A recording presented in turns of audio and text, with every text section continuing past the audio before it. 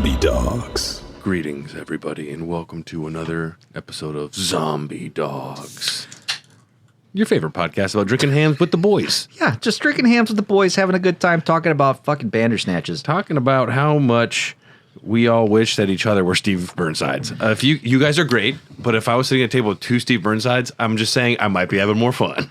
You'd be having exponentially more fun. That's 100% true. As much as I love Rodrigo, I think he would be a buzzkill, though.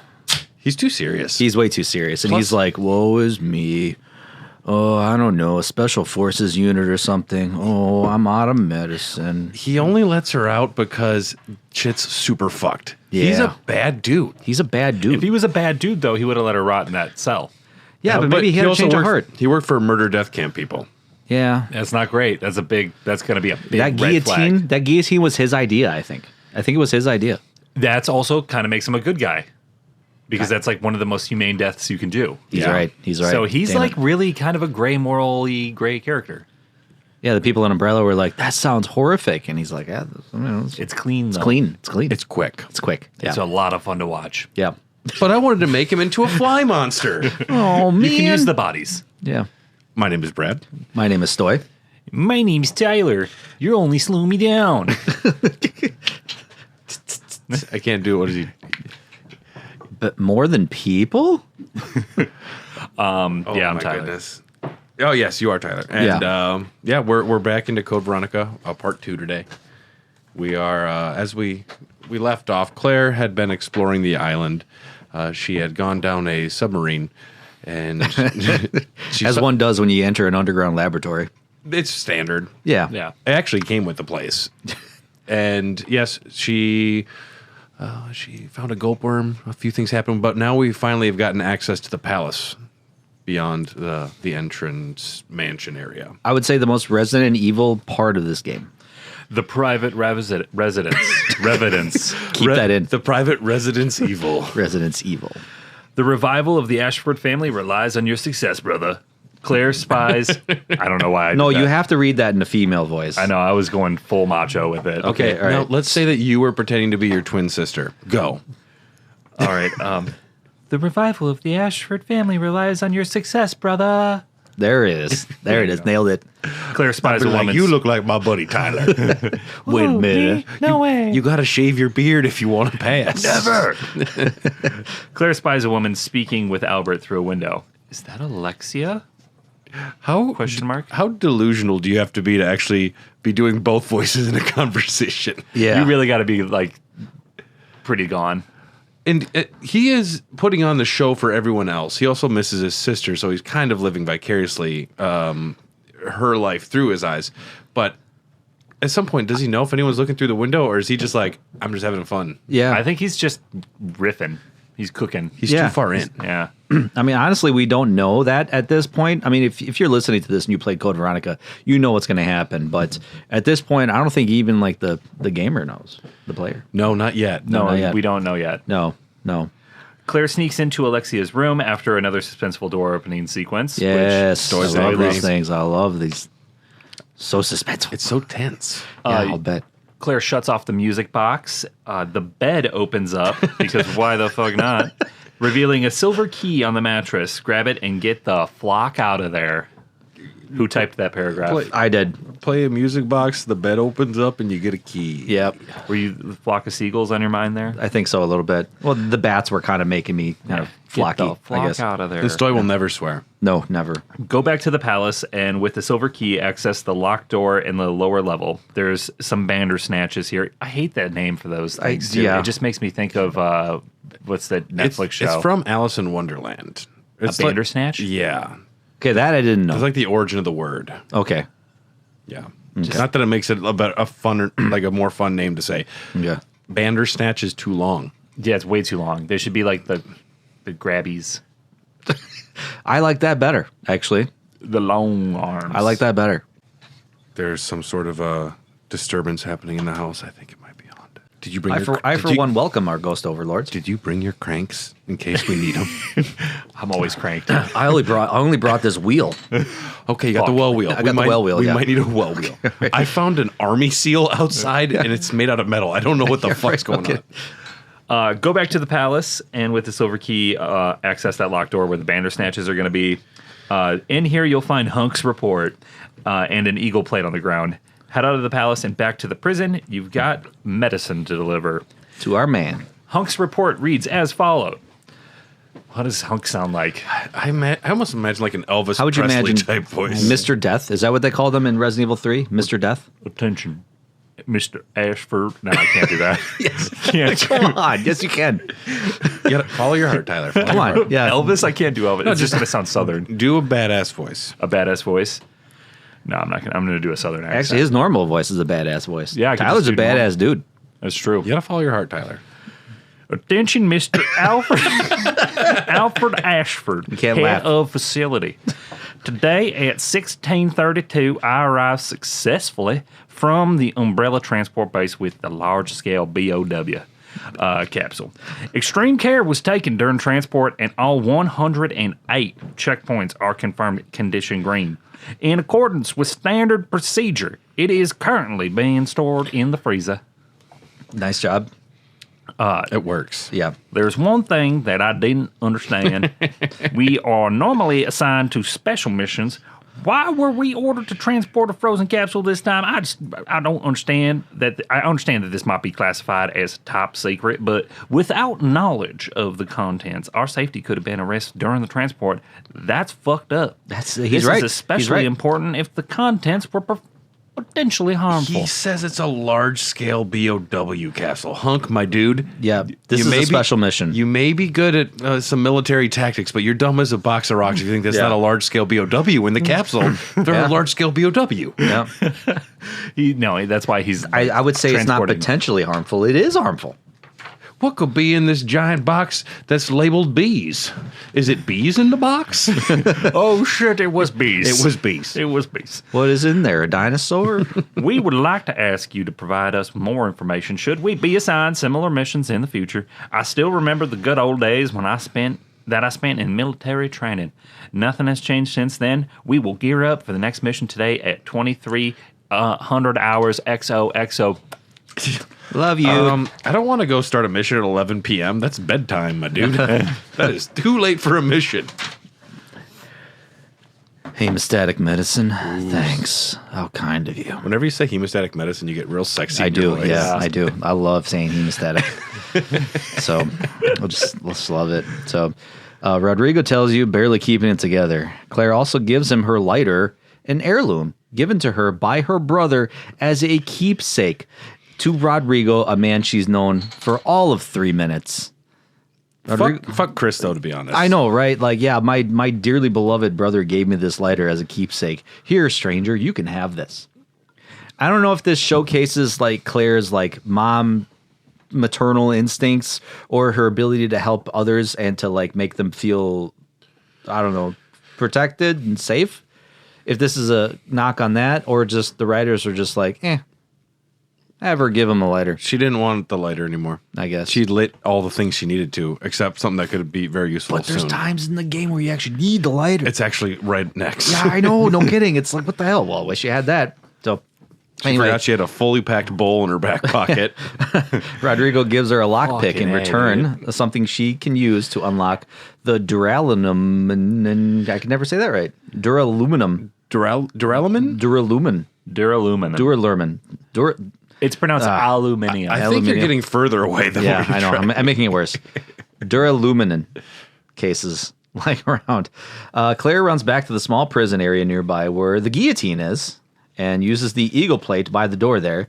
From there, enter the medical bay building and find yourself surrounded by corpses in bags. Nothing to worry about here. Par for the course. Just keep on moving along. Keep on trucking. Just keep on moving. It's one of the best sequences in the game. yeah, When you exactly. get into the room, they're just body bags suspended. Yep. Nothing bad can happen here. I think mean- there was there's like the camera scene where like you walk up to the door and you see the twitch. It's kind of neat. You know, depending on how much bullets I have, I might just pop one in each just to see if it moves. You can't do that. Yeah. In many games, you can. Yeah, I know. At least maybe like a knife stab or something. But anyway, you go into the crematorium, pop a few zombies in here, and you grab the Duralumin case with handgun parts in it. It makes the handgun semi-automatic if you hold the button down, or it makes you pop single shots much faster. It's pretty sick, dude. Like when you're like pop, pop, pop, pop, pop. Oh yeah, Dude, so cool. So in here you find the anatomist's note. Starts out there's. Oh wait, let's see. sounds like a nerd. Yeah. They're demon in my mind. I can't control the fierce impulses that the demon sometimes drives me to act upon. It's a brutal ceremony. With the demon next to me, I enjoy watching people agonize in pain, screaming and convulsing repeatedly as they die. Did you have to write this down, my dude? You're right, no kidding. Yeah, keep this to yourself, my guy. This is for your therapist. Yes. But Sir Alfred was kind enough to acknowledge me and give me the facilities, chemicals, and equipment necessary to study everything. He put equipment in quotes. Well, yeah, he did. What does that mean? Well, it's like my tools.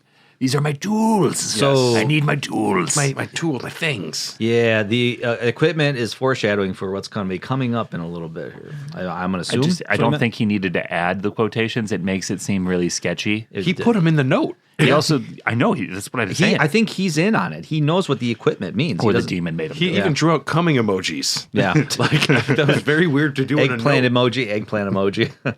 I must never betray Sir Alfred's kindness. It's especially critical that no one discovers the sacred place that only he and I know about. I swear the basement of this medical building will be kept secret, with the exception of me writing on this diary and just leaving it out in the open. This, by the way, this is Ted's notebook. If you're reading this, put it down. Put it down. Don't read it. Private. Of course, I keep the key to the sacred place with me at all times.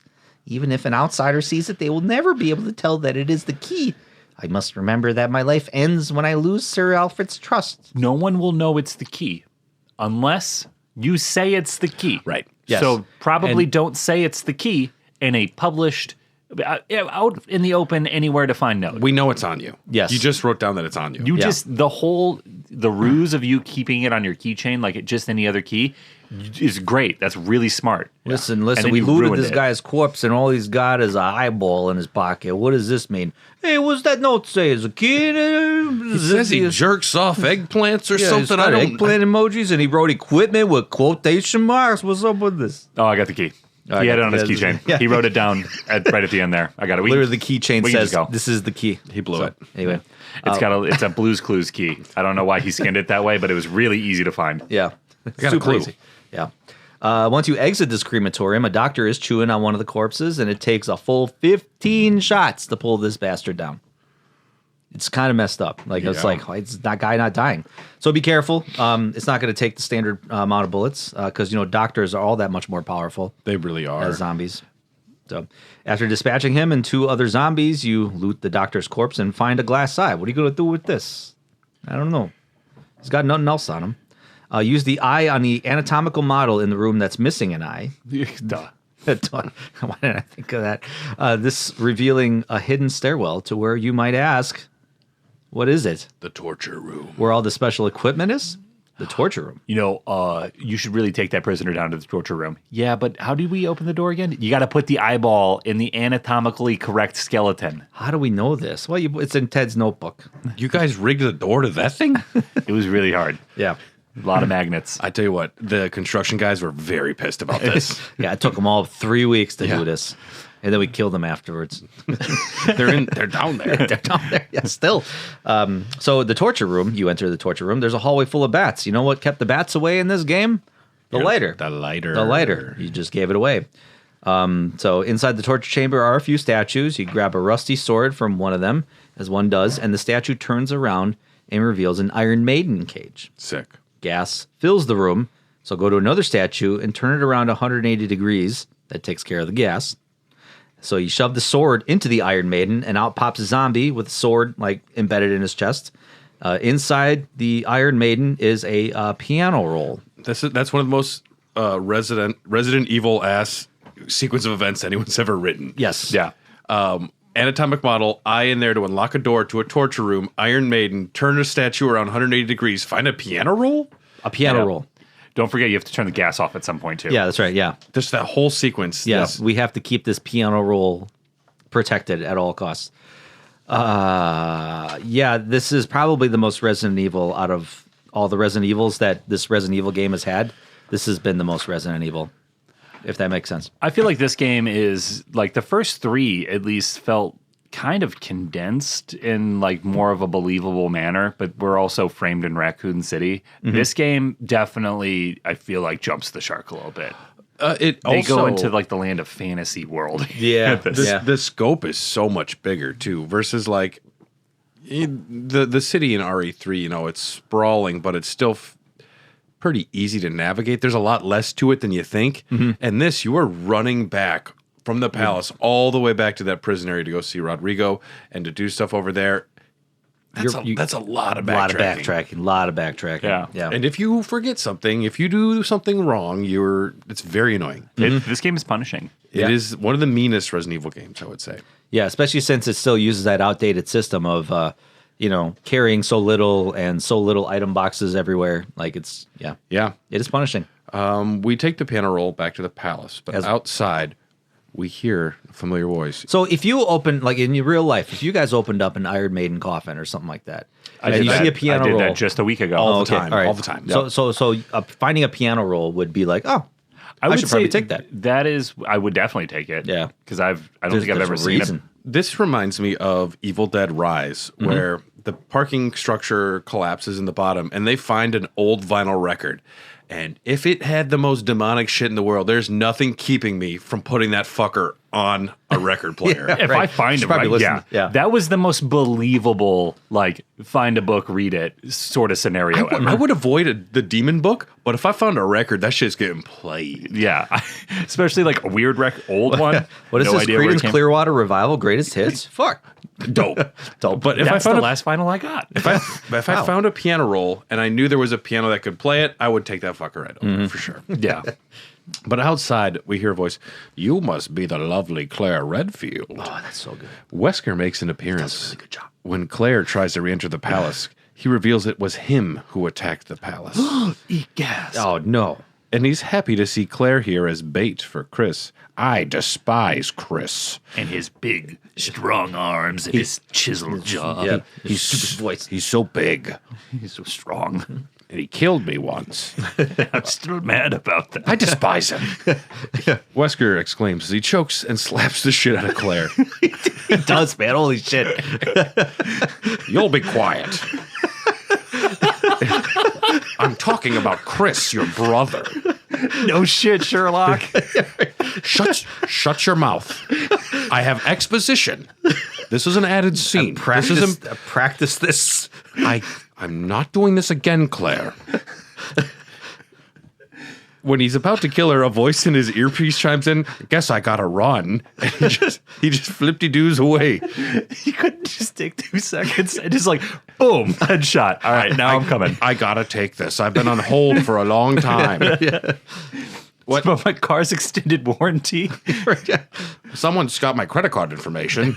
I'll be back. This guy's trying to sell me crypto. I gotta leave. Claire, you promise you'll stay right here. I'm going to come. I'll kill you in a little bit. Oh, that's too funny. Yeah. He shadow jumps away, eyes glowing red, and Claire's like, people? Swear to What God, was that guy was dead. all about? Yeah. Yeah, this is only in the Code Veronica X, not the original Dreamcast. You might be asking yourself, where has Wesker been? This is not in the game. This is just for y'all. This is good to know. When Dr. Birkin completed G, the organization made plans to steal it, and Wesker played a role as an external contact between the group and their spy, Ada Wong, the other being a liaison based within the Apple Inn. With the T-virus outbreak slowing down Wong's investigation, the liaison killed himself to avoid turning into a zombie. Through a computer feed, Wesker took over the liaison's role and waited for Wong's arrival on the 1st of October. When she confirmed the retrieval of a Golgotha sample, Wesker directed her to an Umbrella helicopter ferrying Colonel Vladimir and an executive out of the city, which she hitched a ride on to escape the bombing. Following the acquisition of G, the organization began sending their paramilitary group, HCF, out on raids to Umbrella bases to recover data and bioweapon samples. Wesker led a raid on Rockfort Island in December 1998. Remembering Alexia Ashford's research on T. Veronica, the Ashford-owned island was a logical place to begin the search. Saboteurs arrived on the island ahead of the main assault and planted explosives within the military training center. which released a T-virus strain into the ecosystem, as well as releasing BOWs. Much of the island's infrastructure was destroyed in the subsequent bombing by HCF's aircraft, followed by the deployment of special teams searching for the T. Veronica samples, of which Wesker took direct involvement. They were unsuccessful in locating samples on the island, though Wesker did discover Claire Redfield, slapped the shit out of her, and took a phone call about his car's extended warranty. Gotta run.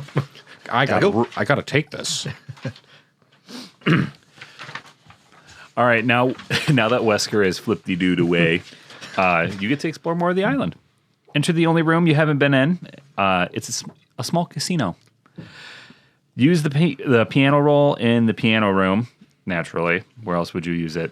The execution room? Dummy? Come on. I tried putting that thing in everything I saw. I was like, the piano roll in here? You were jamming it into that eye socket. Yeah, I was, yeah. In that one room. Yeah, I was like, the gold Luger wall, I was like, does it go in here? Like, I'm going to duplicate this for sure. yeah.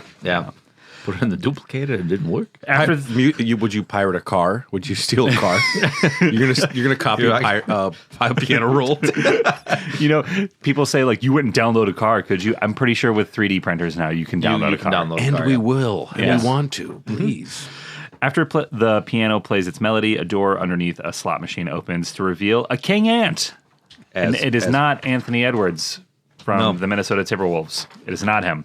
And that joke was for the sports fans out there. Tyler will have more sports jokes soon. Okay, cool. Because I was like, who? Anthony Edwards. He plays for the Minnesota Timberwolves. And back to the non-sports related programming. Well, back to the creepy-ass mansion. and here's Tyler with sports. The Bucks suck. The Packers are booty cheeks. Moving on. Moving on. Go into the Ashford's room and use the king ant on the other music box in Albert's room. Replace the music wheel inside it with the one from Alexia's room, and a ladder will reveal itself from above Albert's bed. Weird. Yep. All of this is very odd. How do you unlock the attic in your room? Well, you got to go get the king ant, so that means you got to go down to the torture room to grab the piano roll, and then after that, you got to like grab the vase too, and you got to break the vase because the other ant is in there too You're as well. spending a lot of money on vases just to open the attic. Yeah, I know. No So Ashford must be doing everything he can to make sure no one gets up there. That's got to be the only reason anything so stupid could be happening. yeah, I feel like there would have been an easier way to do this. However, I don't know. If you don't want anyone going up there, just throw away the king ant. Yeah, throw it away. Easy as pie. Yeah. Grab the plastic dragonfly looking fucking thing, and tear its wings off like that creepy ass movie you watched earlier. Yeah. A key reveals itself, and stick that in the hole where the ant wall painting is. That turns the carousel and reveals another ladder going up one more time. Oh, goodness. Yeah. Oh, goodness. Up here, grab the confession letter that reveals you and everyone else will soon prostrate themselves. Prostrate themselves. Is that like to Bow flagellate? down. Oh, Yeah. I thought it was like the whoosh. You're thinking prostate. Prostate themselves. Prostrate themselves. Yeah. Yeah. When you're 40, it's important. Yes. I'm almost there.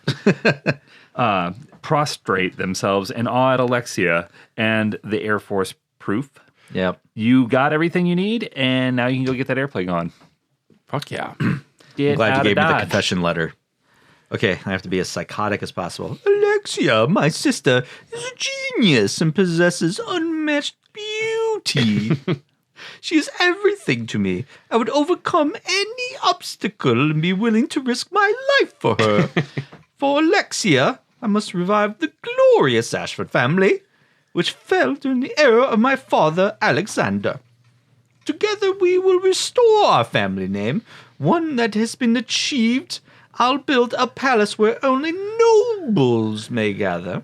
I cannot allow the unwashed to see my dear Alexia, to whom my life is devoted to. Yo, this is your sister, dog. Like, Simping for just- your sister is fucked. Also It's- for your own self as your sister. Yeah, that's you're right. Buffalo Bill and in the mirror saying you'd fuck yourself hard. Yeah, this is like a Game of Thrones episode. Goodbye, horses. That's playing in the background of this whole note. Yeah. She reigns the world as queen with I as her servant. In your wildest fantasy, you're the servant. Good God, that's just weird. He's prostrating himself. So that is my dream, and how sweet it will be. Those accomplishments will be proof of my love toward Alexia. Blah. It is the purpose of my existence. All other people are meaningless, and they shall prostrate themselves before Alexia and I, devoted to my beloved Alexia, Albert Ashford. Now go take a cold shower. Yep. I gotta wash myself of that. Ugh. You have post-nut clarity, I'm sure, right now. Yeah. Alfred, after all of that, just think about what you're doing. Yeah.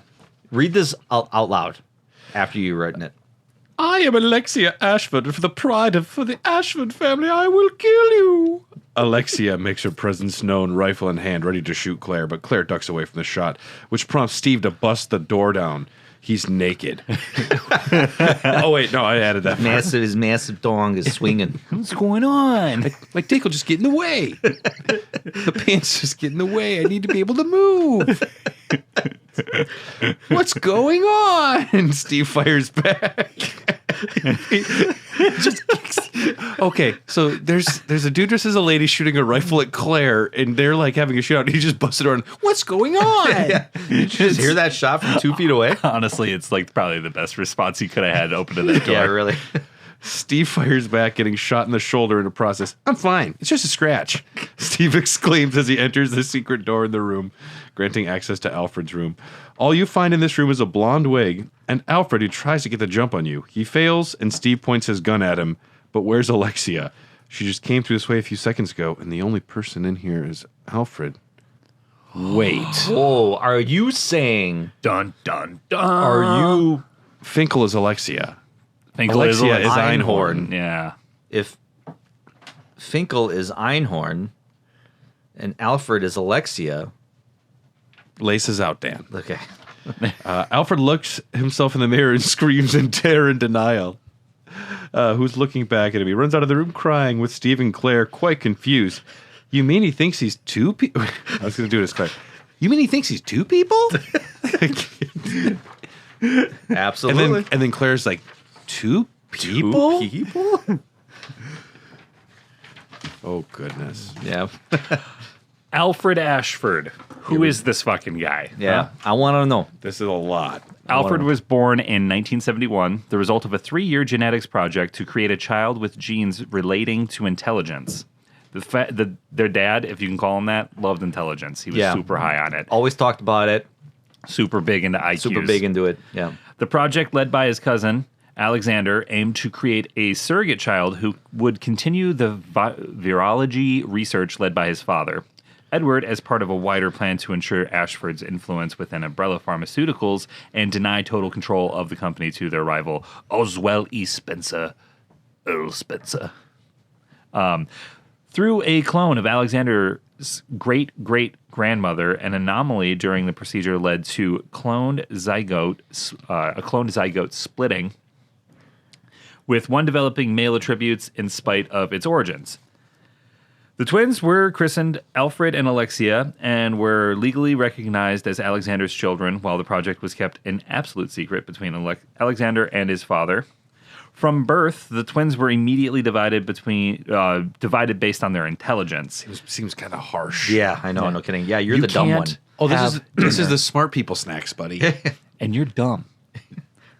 So they split the twins based on their intelligence, with Alfred growing up idolizing Alexia. No way. No, wow. He totally doesn't do She's that. so smart. So hot, too, apparently. Well, he was found to have higher than average intelligence, so he's not like a dumb dude. No. You know, like he's like a pretty smart guy. It's just the problem is that his sister is like a fucking genius. Mm-hmm. Mm-hmm. So Alexia is a genius, and thus her education was given the utmost priority, allowing her to graduate at the age of 10. I always find it funny when like anything in books, movies, video games, they always do the like, graduated. He's so smart, he graduated from college at the age of 12. Yeah, and it's like super smart. Okay, yeah, but he's not emotionally smart. But he didn't get laid in a Taco Bell bathroom. No cake stands for him. No cakes. The two would live together in the Antarctic base, where Alexia was to conduct her T-virus research in a project dubbed T-Veronica. In early 1983, the two children discovered the truth about their origins after gaining access to Alexander's lab, where he probably he probably took notes for that project, so it's not as dumb if he just had them like lying around. This is where your dad nutted into a test tube. But that's not their dad, that's their cousin. Who's legally their dad. Because they were made from a zygote of their great-great-grandmother.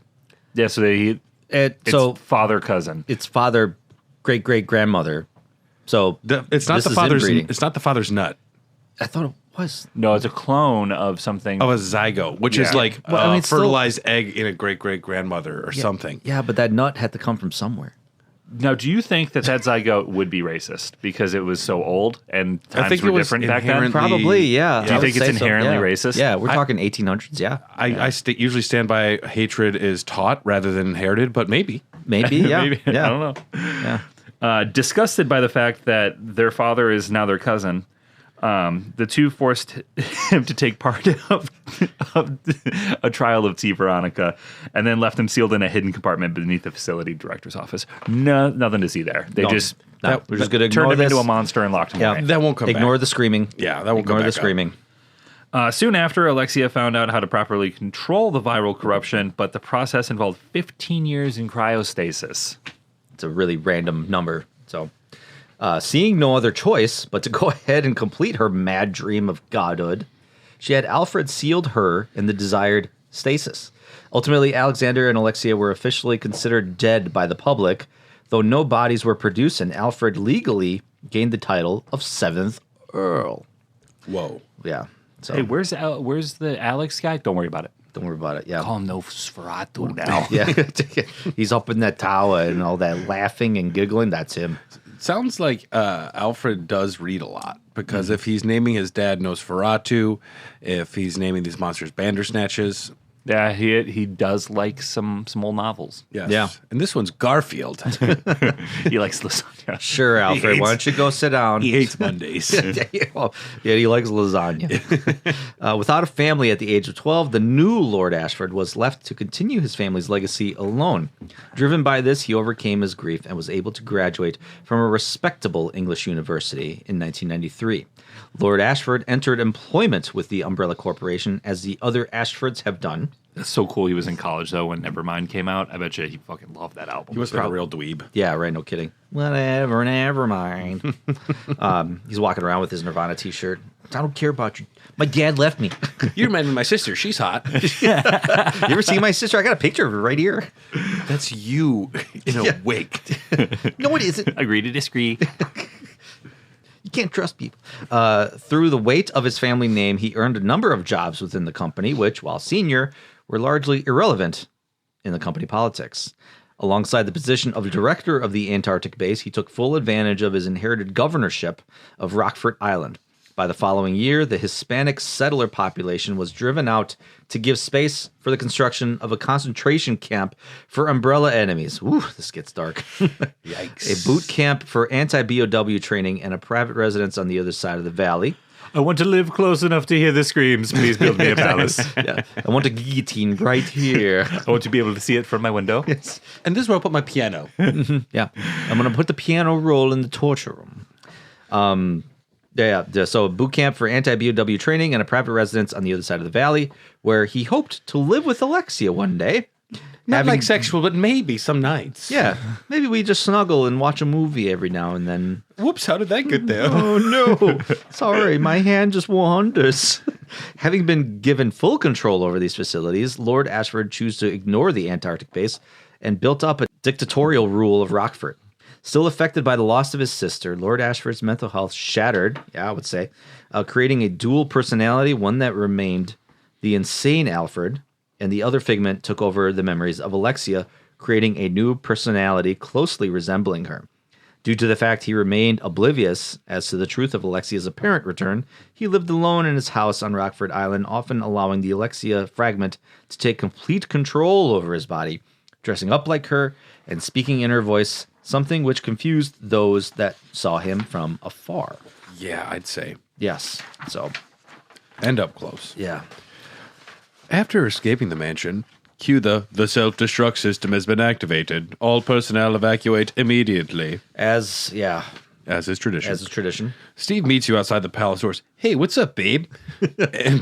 and he's naked. Steve, why are you always naked? He was always slowing me down.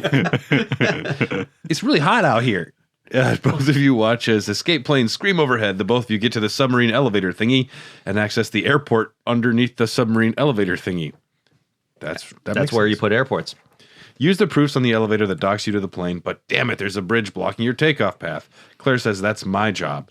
And Claire grabs the lever behind Steve's seat She runs upstairs, uses the lever on the machine that raises the bridge, and you make your way across it to grab the airport key. This key unlocks a gate near the elevator where you got the biohazard key. And here's a typewriter, item crate, and an elevator leading upstairs. A 5-minute timer begins. I will not let you escape. No. You gotta do it in Alexia's voice. Okay, is this Alfred or Alexia? This is Alexia.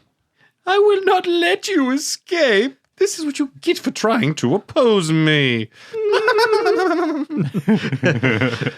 Alfred, Alexia cackles in front of a console. I'm just going to call him A&A, moving on. Yeah. In the next scene, a tyrant emerges from a large containment unit.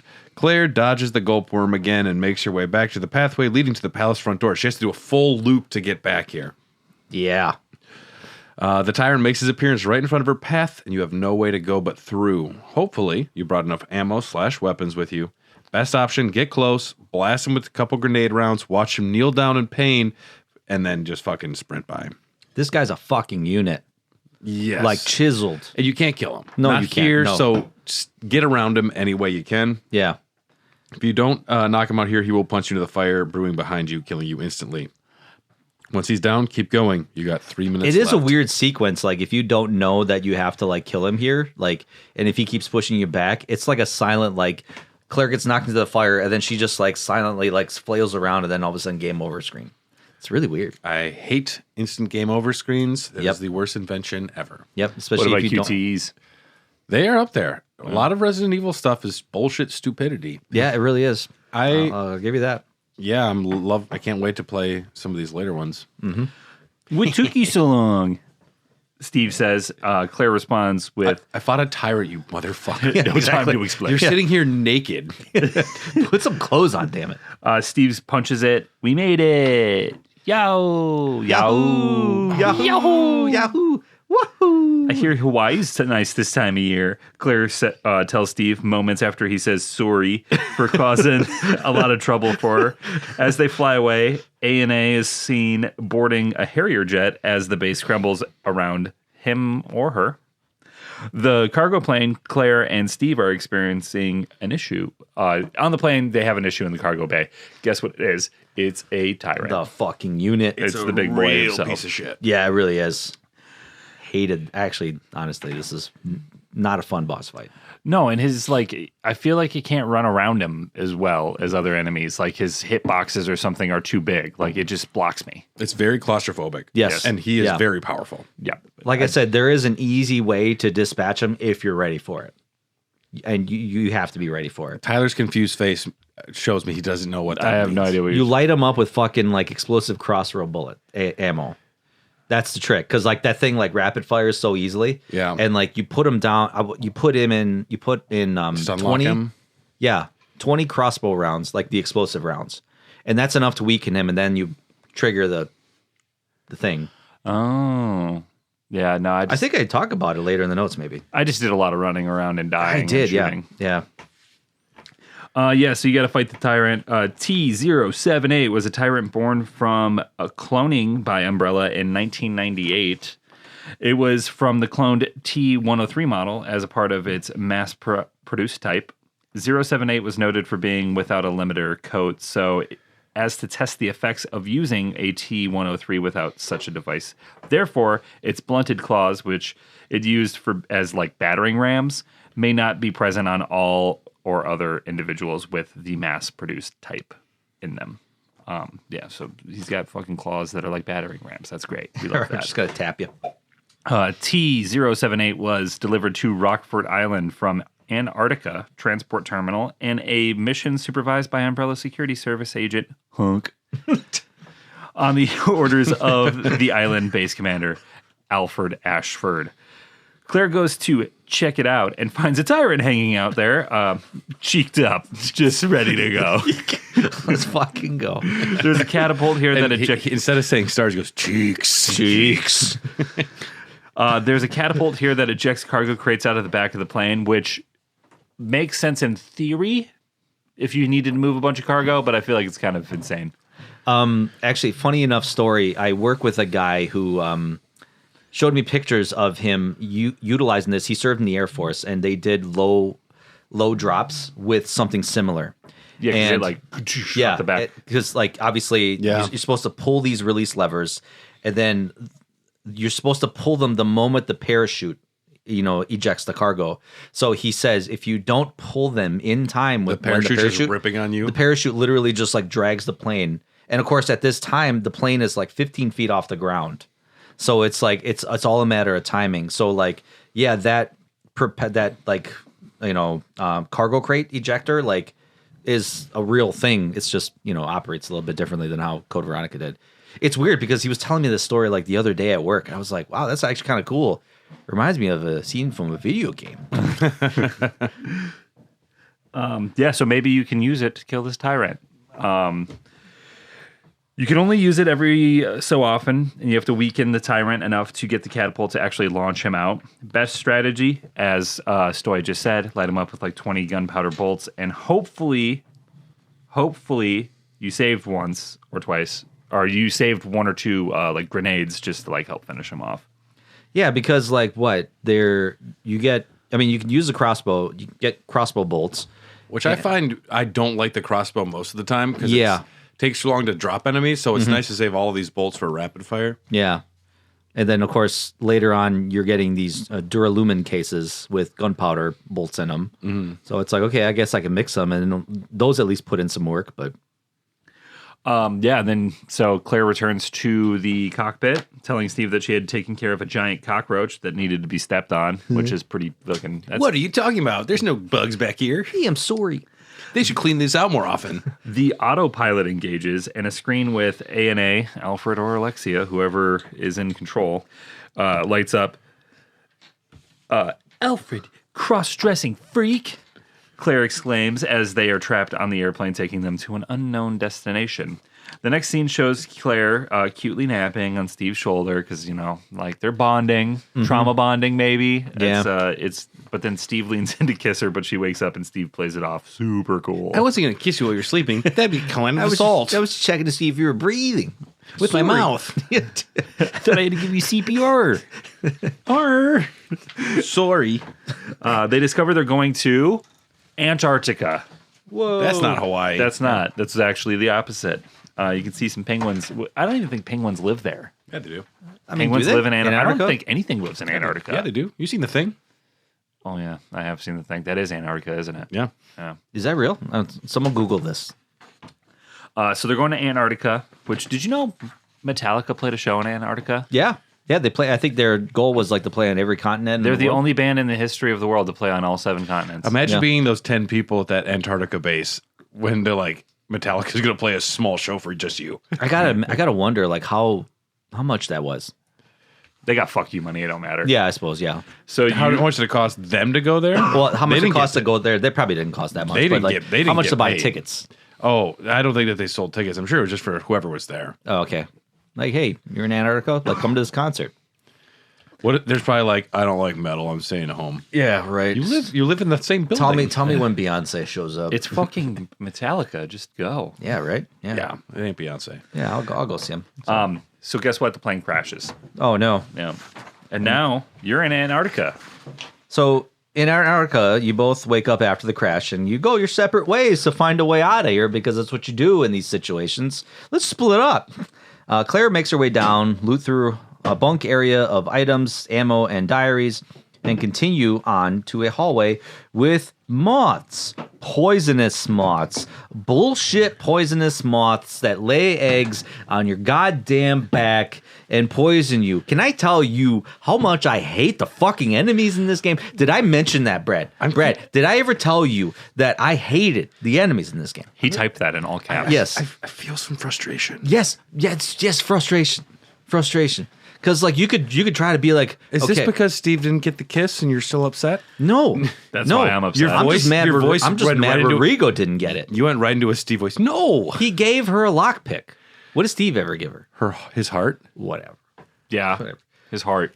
I'm just saying, like, you ever get those moments where you get like heavy breathe right before you enter a door? It's like, okay, I'm gonna like sprint as hard as I can, Yeah. through this moth room, and hopefully I won't get hit. And of course, they fucking lay eggs. Yeah, and there's like a level of randomness where you can't guarantee it's not going to happen. Yeah, because sometimes you run through the hallway and it's like, oh, they're not there.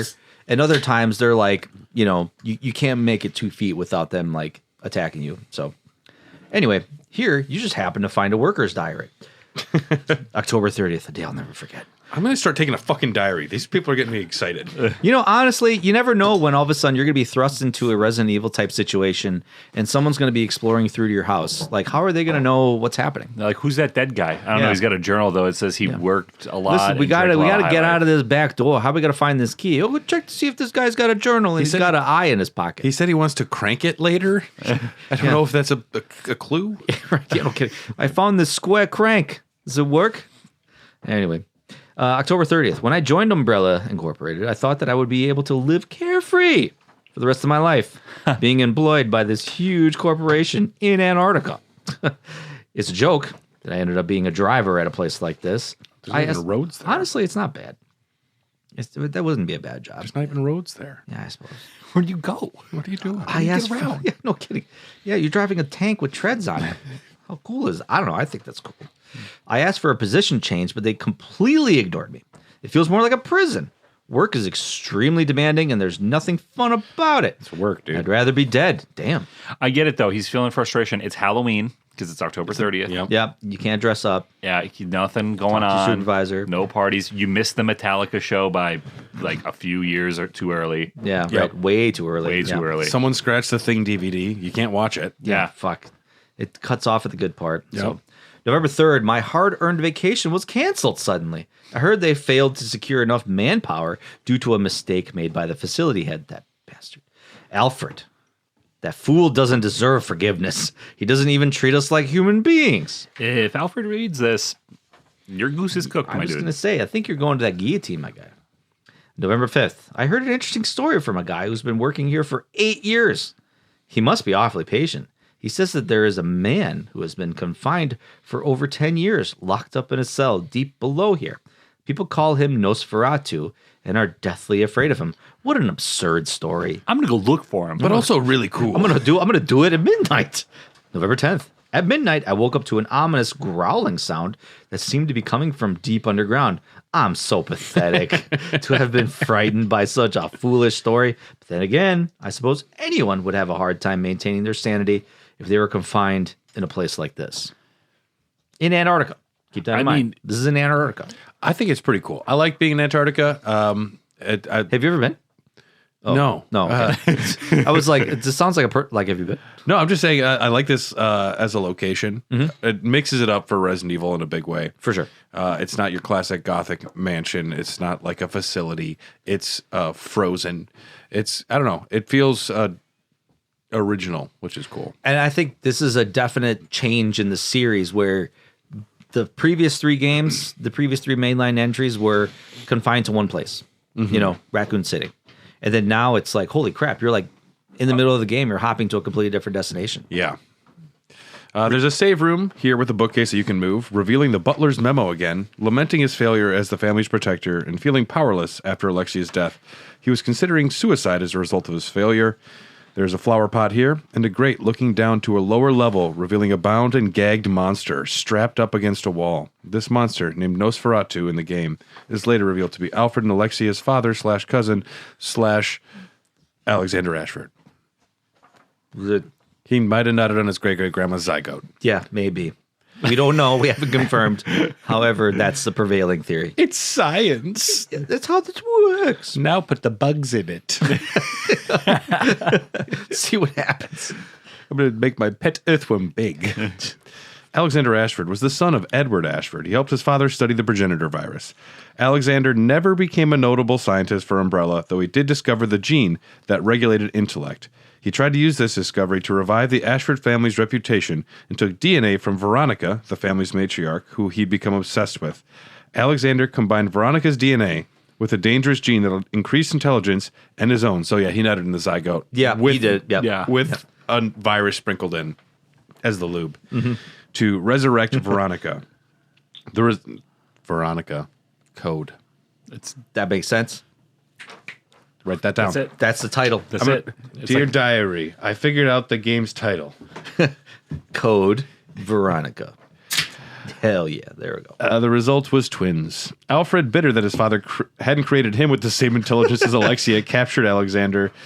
He used his father as a test subject for the T. Veronica virus, and he mutated into a psychotic monster. Deeming him a failed experiment, they locked him in a secret room for 15 years. They could have just killed him. Be like, this failed. That would be too nice. Over to the guillotine. I say let's just let him cook. Yeah. He'll lose his fucking mind and be terrifying later. It'll be great. 15 years of solitary confinement.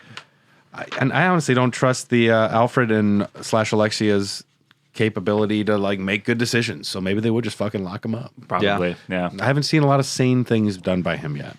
No. He's not quite Little all that. unhinged. Piano Little roll into unhinged, Iron Maiden. You'll find Alexander's memo. My father Edward discovered the mother virus in cooperation with Lord Spencer, who was also a nobleman. They studied it for the purpose of military use. Eventually, their study took shape. They named the variation of the mother virus the T virus. To camouflage their research, they established Umbrella Keep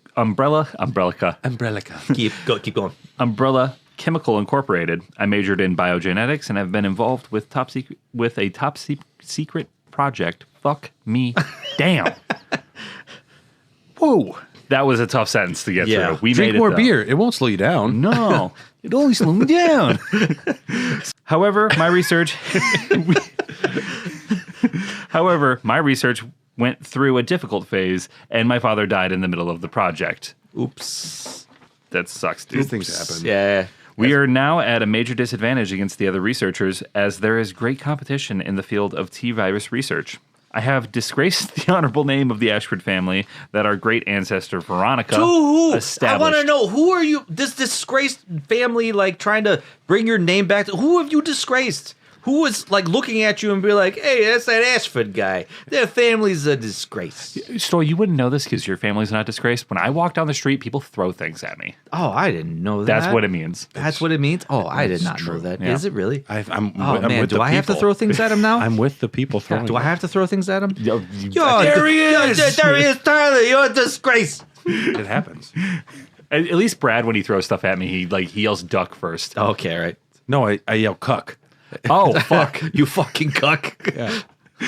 If nothing is done, Umbrella will be taken over by Spencer, and we can't have that. Nope. I must expedite the project to its fullest without being detected by Spencer. I'm gonna have to try and fuck my great-grandmother. I'm just got a After nut in much this thought, test tube. I decided to establish a large-scale advanced research facility. It will be located in the transport terminal that I created by using the abandoned mine in Antarctica. A lot of abandoned mines. What are you mining for in Antarctica? Like, Ice? there's nothing there. Ice? Research. Science. It's ice. Dude, there's Things like are aliens in buried. Antarctica. Things or something. die I in don't the know. ice, I guess. Yeah. Yeah. Pangea. Mitochondria, synthesis, I was just saying that all the continents are once together so you can find other things over synergy. Yes. there. Solutions. Within the facility, I'll have a room built. It'll be similar to the design of my mansion, the legacy of the late Trevor. I will be able to cherish my sweet memories there. Okay. Yeah. For security purposes, this confidential project will be given a code name. It is in the name of my beautiful ancestor of the Ashford family, Veronica, whom I wish to revive so badly.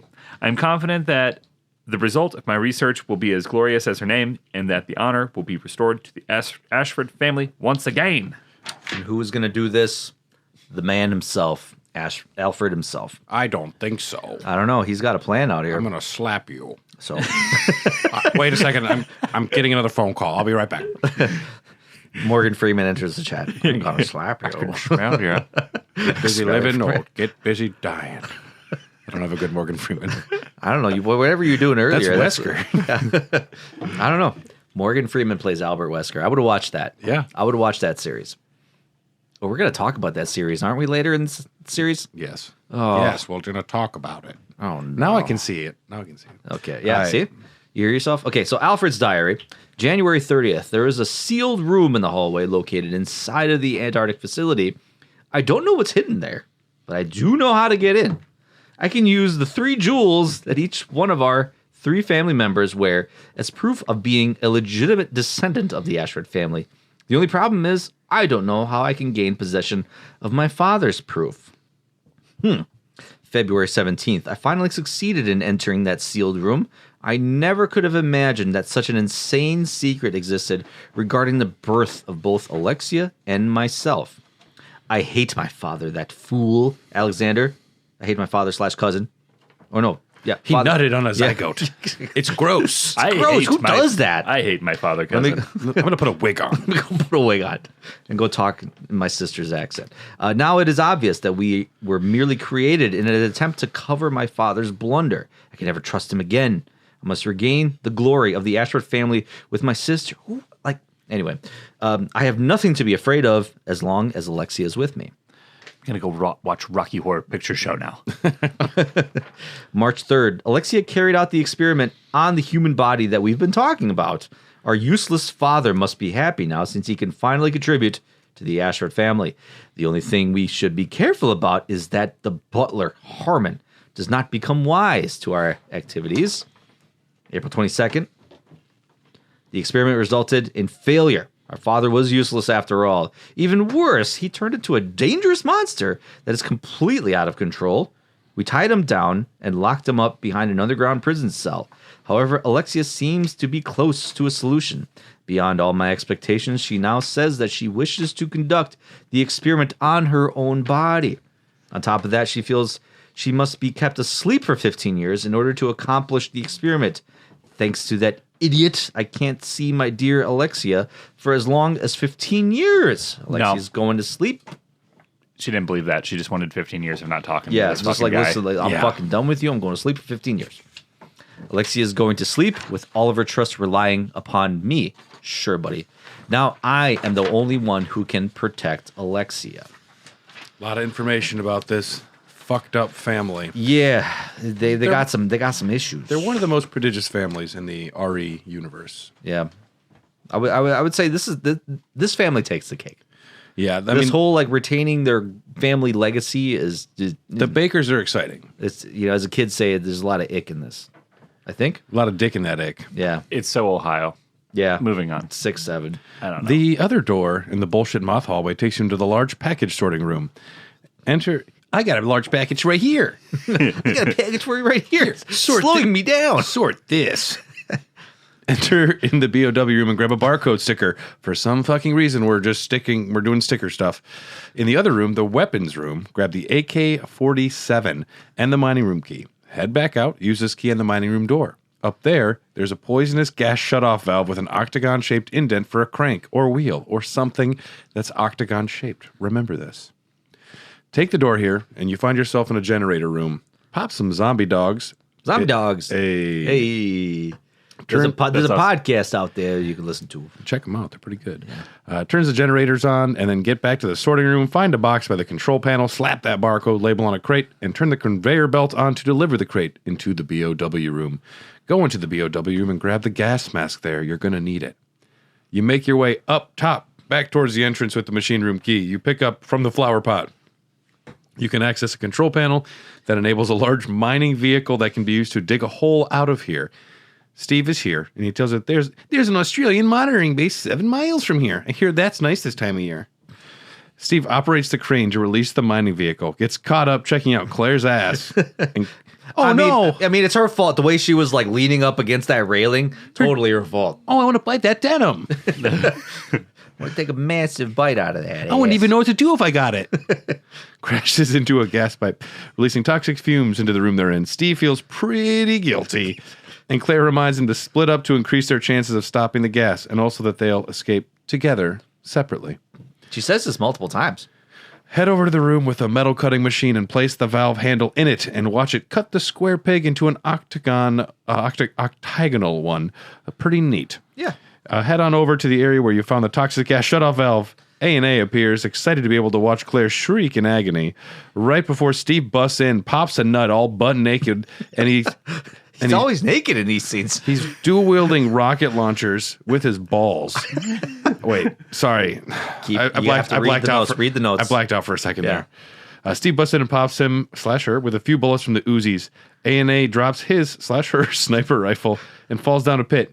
Too bad. A loud scream echoes in the facility, and another scene shows Nosferatu escaping his prison. No Nosferatu. Claire picks up the rifle, and they both get in the mining vehicle as it burrows its way through the ice wall and out of the facility. They make their way to the top of a helicopter landing pad and spot a large snowmobile that could be used to take them far, far, far away from here. Oh. Unfortunately, there is no additional ammunition available for the sniper rifle, so make the most of what you have. Good luck. Just fucking send it. Good luck. This rifle is equipped with a guided laser pointer for more accurate sniping. Good luck. Yeah, good luck. When you aim this weapon, the view is called automatically foreshadowing. transfers into first-person scope point of view, so you can see exactly what you're aiming at, allegedly. Allegedly is the right word. It's not disorienting at all. No, No. definitely not. I had an epileptic seizure while I was playing this part. The game ended for me here. Many times. I had to go to the hospital. Well, then we run into our boy Nosferatu, and I don't blame him for being a little bit upset. 15 years of solitary confinement will fuck with your brain. Yeah. Nosferatu walks up, bitch slaps Steve out of the way, Oh, help me. and Steve dangles off an edge. And Steve dangling off the edge is the only time I've ever been afraid in this game. Yeah. Yeah, It's the we could have scariest lost thing. him. We could have lost him here. Claire needs to take care of this before she can save Steve. She's like, "I'll be right with you." Just keep on hanging on. If you clap him with 3 well-placed shots and his open heart, because his chest is open to view like a beating heart, Yeah. which is probably vital and important for his mobility. It might as well be painted yellow with "Hit me here. This is my weak spot," as Yeah. all Resident Evil bosses are. Yeah, they just wear their hearts on their sleeves, quite literally. Yeah. Quite literally. Yeah. If you can hit him with 3 well-placed shots to his open heart, you'll break it and you can kill him. I know this is where I want to stress. I didn't die. I didn't die a ton in this game. I died my share, but this is a bullshit boss. I appreciate Resident Evil is trying to get more unique boss fights, and they're trying to mix things up. They're trying, and here it's so bullshit because if you're too far away, it's too snowy and you can't see him. yeah. If you're too close, he will smack you off, insta kill you very quick. The respawn point is pretty generous when you Very have to- generous. which is good. Yes. If I had to come back from a 5-minute away save point, I would have lost my shit. But this boss fight really pissed me off. Yeah, I agree. It was, I mean, I would say most of the time, the couple times I've actually played through this part, I've never done this in 3 shots. You could do it in 3 shots, like I said, if you're really lucky. But that's why we were saying good luck, because it's practically impossible. The guy I watched on YouTube, the guy didn't even do it in 3 shots. No, yeah, I don't think it's even possible. He was like, "I fucking hate this part." yeah. Right, everybody does. We all do. By the way, I'm still down here. hey, help me. Yeah, so Sorry, I'm gonna die. once you kill Nosferatu, then you can rescue Steve, listen to him say, "I'm sorry, I failed you."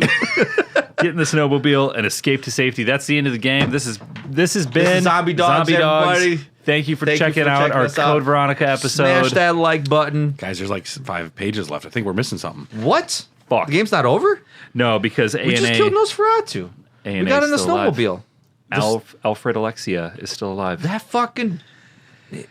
And Not for long. and with his or her dying breath, opens up a vat that contains Alexia's naked body preserved in some sort of liquid there we vat. go, yeah. He finally gets to see his sister naked, and that's Yes, something but we he can dies. all Somebody's appreciate. waited for 15 And then years. he dies. And then he dies. Oh, he dies after seeing that majestic... Alfred rack of dies hers. in her arms. Somehow she unleashes a giant tentacle that like travels through the fucking snow, and Steve is like looking out the side mirror, and he's like, "Hey, what's that?" And then this giant tentacle wraps around the snowmobile, and then just fucking yeets it. Thank God Alfred dies here, because there would have been the most awkward conversation of having not been around for 15 years. So what So- have you done in your time? You've been dressing up like me? I dressed up as you a lot. What's with the eye makeup? Gross. It's how I felt you would have done it. I wrote in my diary about you a lot. I'm so embarrassed. Can I touch those boobs, please? Did you see? There is PS1 side boob in this game, or PlayStation 2 side boob. I guess I PlayStation should- 2 side boob, yeah. Yeah. I like a good side boob. I PlayStation cast 2 a side boob. dream when I saw that side. Yeah. Oh, yeah. We all were like, it's not coming. Okay. Anyway. So I'm gonna bust a nut. sorry, I'm not used to escorting men. Oh, geez, that was fast. So let's hear a little bit more about Alexia Ashford. At the age of 10, we talked about this earlier, Alexia graduated from a prestigious university and was employed by Umbrella Pharmaceuticals as one of its virologists. Taking notes on her father's progress, father/cousin, Alexia discovered certain flaws in her virus and planned to inject herself with her own affliction to become a superior being, because that's what I chirp. You're already a genius. Go found Google or something. I know, yeah, no kidding. Like, start up a computer company. Just be a miserable billionaire like everyone else. Yeah, right? Yeah. Go design electric cars. Using the data she had obtained from her progenitor, Alexia discovered a way to harness the full power of T. Veronica without any side effects, besides turning into a mutant monster, by having herself put into cryogenic suspension for 15 years, while the virus, slowed by the ultra-low temperatures to a point where it would not destroy her tissues through overly rapid mutation, matured within her unconscious body. Whew. In December 1983, she assigned Alfred to protect her and carry out her will while she was inactive, and proceeded to enter the cryostatic state. That must have been a sad day. Man, I would want to be a fly in a room, actually. She was pumped. She was, yeah. Alfred's a little butthurt. Yeah. Probably. So a decade and a half after this, she awoke with the first sight of her new stage being the death of her brother, whose body she cradled in her arms. Who had activated... read my diary. Please don't. It's really embarrassing.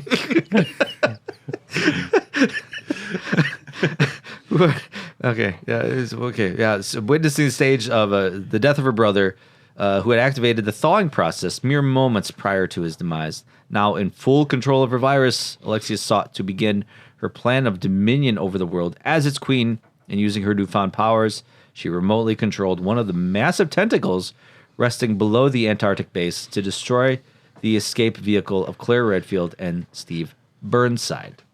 Now, Womp womp. Now the game... you know that bass line from The Matrix? Boom, boom, boom, boom, boom, boom, boom, boom, boom, boom, boom. Yeah. That's. I want you to think about that. Chris Redfield. Yes. 25 years old, Motherfucker. 5'9", 178 pounds, 10 inches of man. Yes. Oh, 10 inches of man. Yeah. Yeah. He's greased up like Triple H walking down Bricked up. He's to the bricked. ring. He's bricked, He's dude. fully bricked, He's covered in oil. He's glistening. fully torqued. Chris Redfield is seen climbing up a wall Tom Cruise style, but not like a little bitch, like a man. Yeah. Not Tom Cruise style. Not- Tom Cruise can climb. No, not knocking Tom Cruise, but he's a little guy. Chris Redfield, he's a man. Yeah. Full man. I think Tom Cruise is only like 4 inches shorter than Chris Redfield. That's a lot. That's a lot of inches. To a woman, 4 inches is like this much. Yeah. Chris is already That's a lot of 5'9" inches. though. So Chris is 10. 4 inches is a lot. He enters a cave. Following up on a lead made by Leon Kennedy has brought me here. He finds Rodrigo still dying. Damn. It's been a long day. just let go, bro. He reveals he's looking for Claire Redfield. Rodrigo tells Chris she escaped with his help and tells him to escape the island he just showed up on. The Gulpworm enters the chat and swallows Rodrigo after he delivers his exposition. Rodrigo, no! Now there's an item box in here that allows you to access items Claire was carrying. Confusing. Yes. This If is you a major didn't- problem. If you didn't know this was happening, this screwed you over. Yeah, because you This can really screwed you over. enter a boss battle with only a fucking pistol. Yes. Which, on my recent playthrough, I forgot this happened. And I was like, oh, all I have is this pistol. I should have... Fuck. It would have been nice to remember to drop a grenade launcher in the box. Yes. You can Yes. take out the worm using just your handgun, but it will take a while. It'll take Or a you long can- while. Or you can escape like a little bitch, You can. which is a valid option, Stoy. That is I know not you- an option. That is not an option. it is You valid. have to save Rodrigo. You have to You save can't. Rodrigo. The worm spits out Rodrigo, and with his last dying breath, gives him the lighter Claire gave him. That's the only reason to kill. This is a family heirloom I've carried for a day. Why the fuck do you have this? It's my fucking lighter, dude. you bitch. She gave it to you? Willingly? The family heirloom I gave her, she gave it to you. Freely and under her own state of mind, she just You offered it didn't up. steal this from her at all. Were you dating? Now we're in familiar territory because we're back in Rockfort Island. Chris makes his way through the military training facility, moves a large tank that reveals an elevator going down to another level.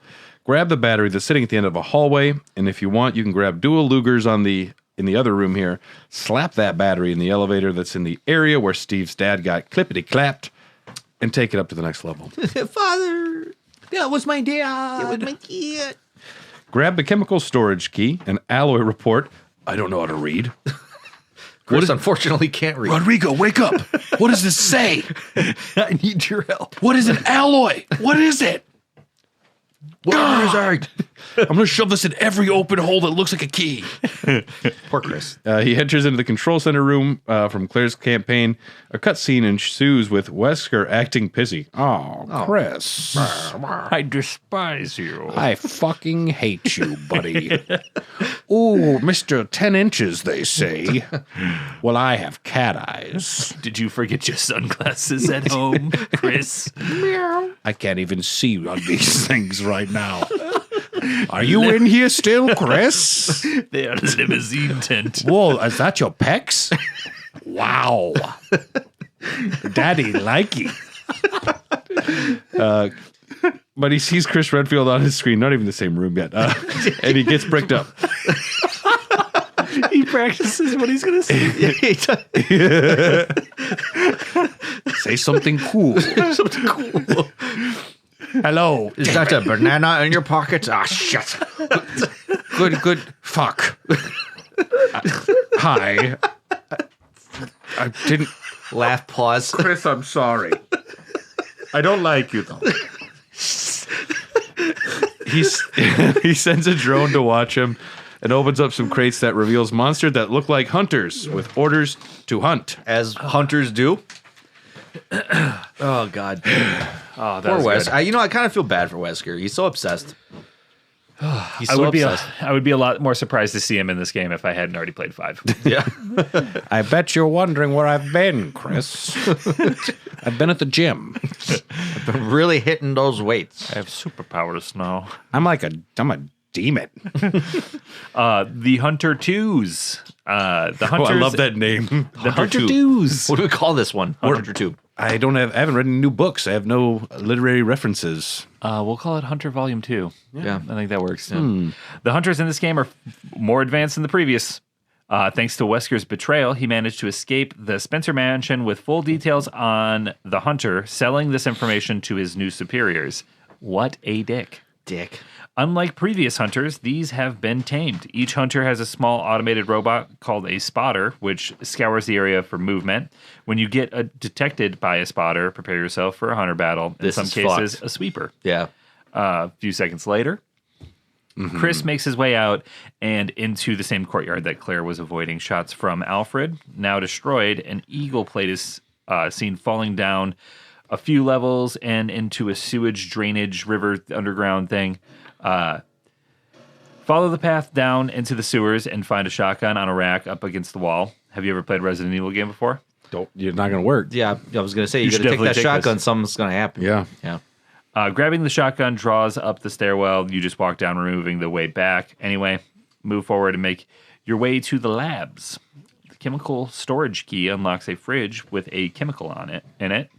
Good place to keep it. And the chemical needs to be changed according to the temperature that you set. It's about as confusing as if you're reading it. Like, it just doesn't make sense. I know Chris is like, fuck, this always happes to me. Every time. Why do I gotta fucking read? Why do I gotta mix chemicals? What the fucking chemicals again? Where's Rebecca? Is this Fahrenheit? What do we live in Fahrenheit? Antarctica, Santa. Where does Rockfort? Is it Europe?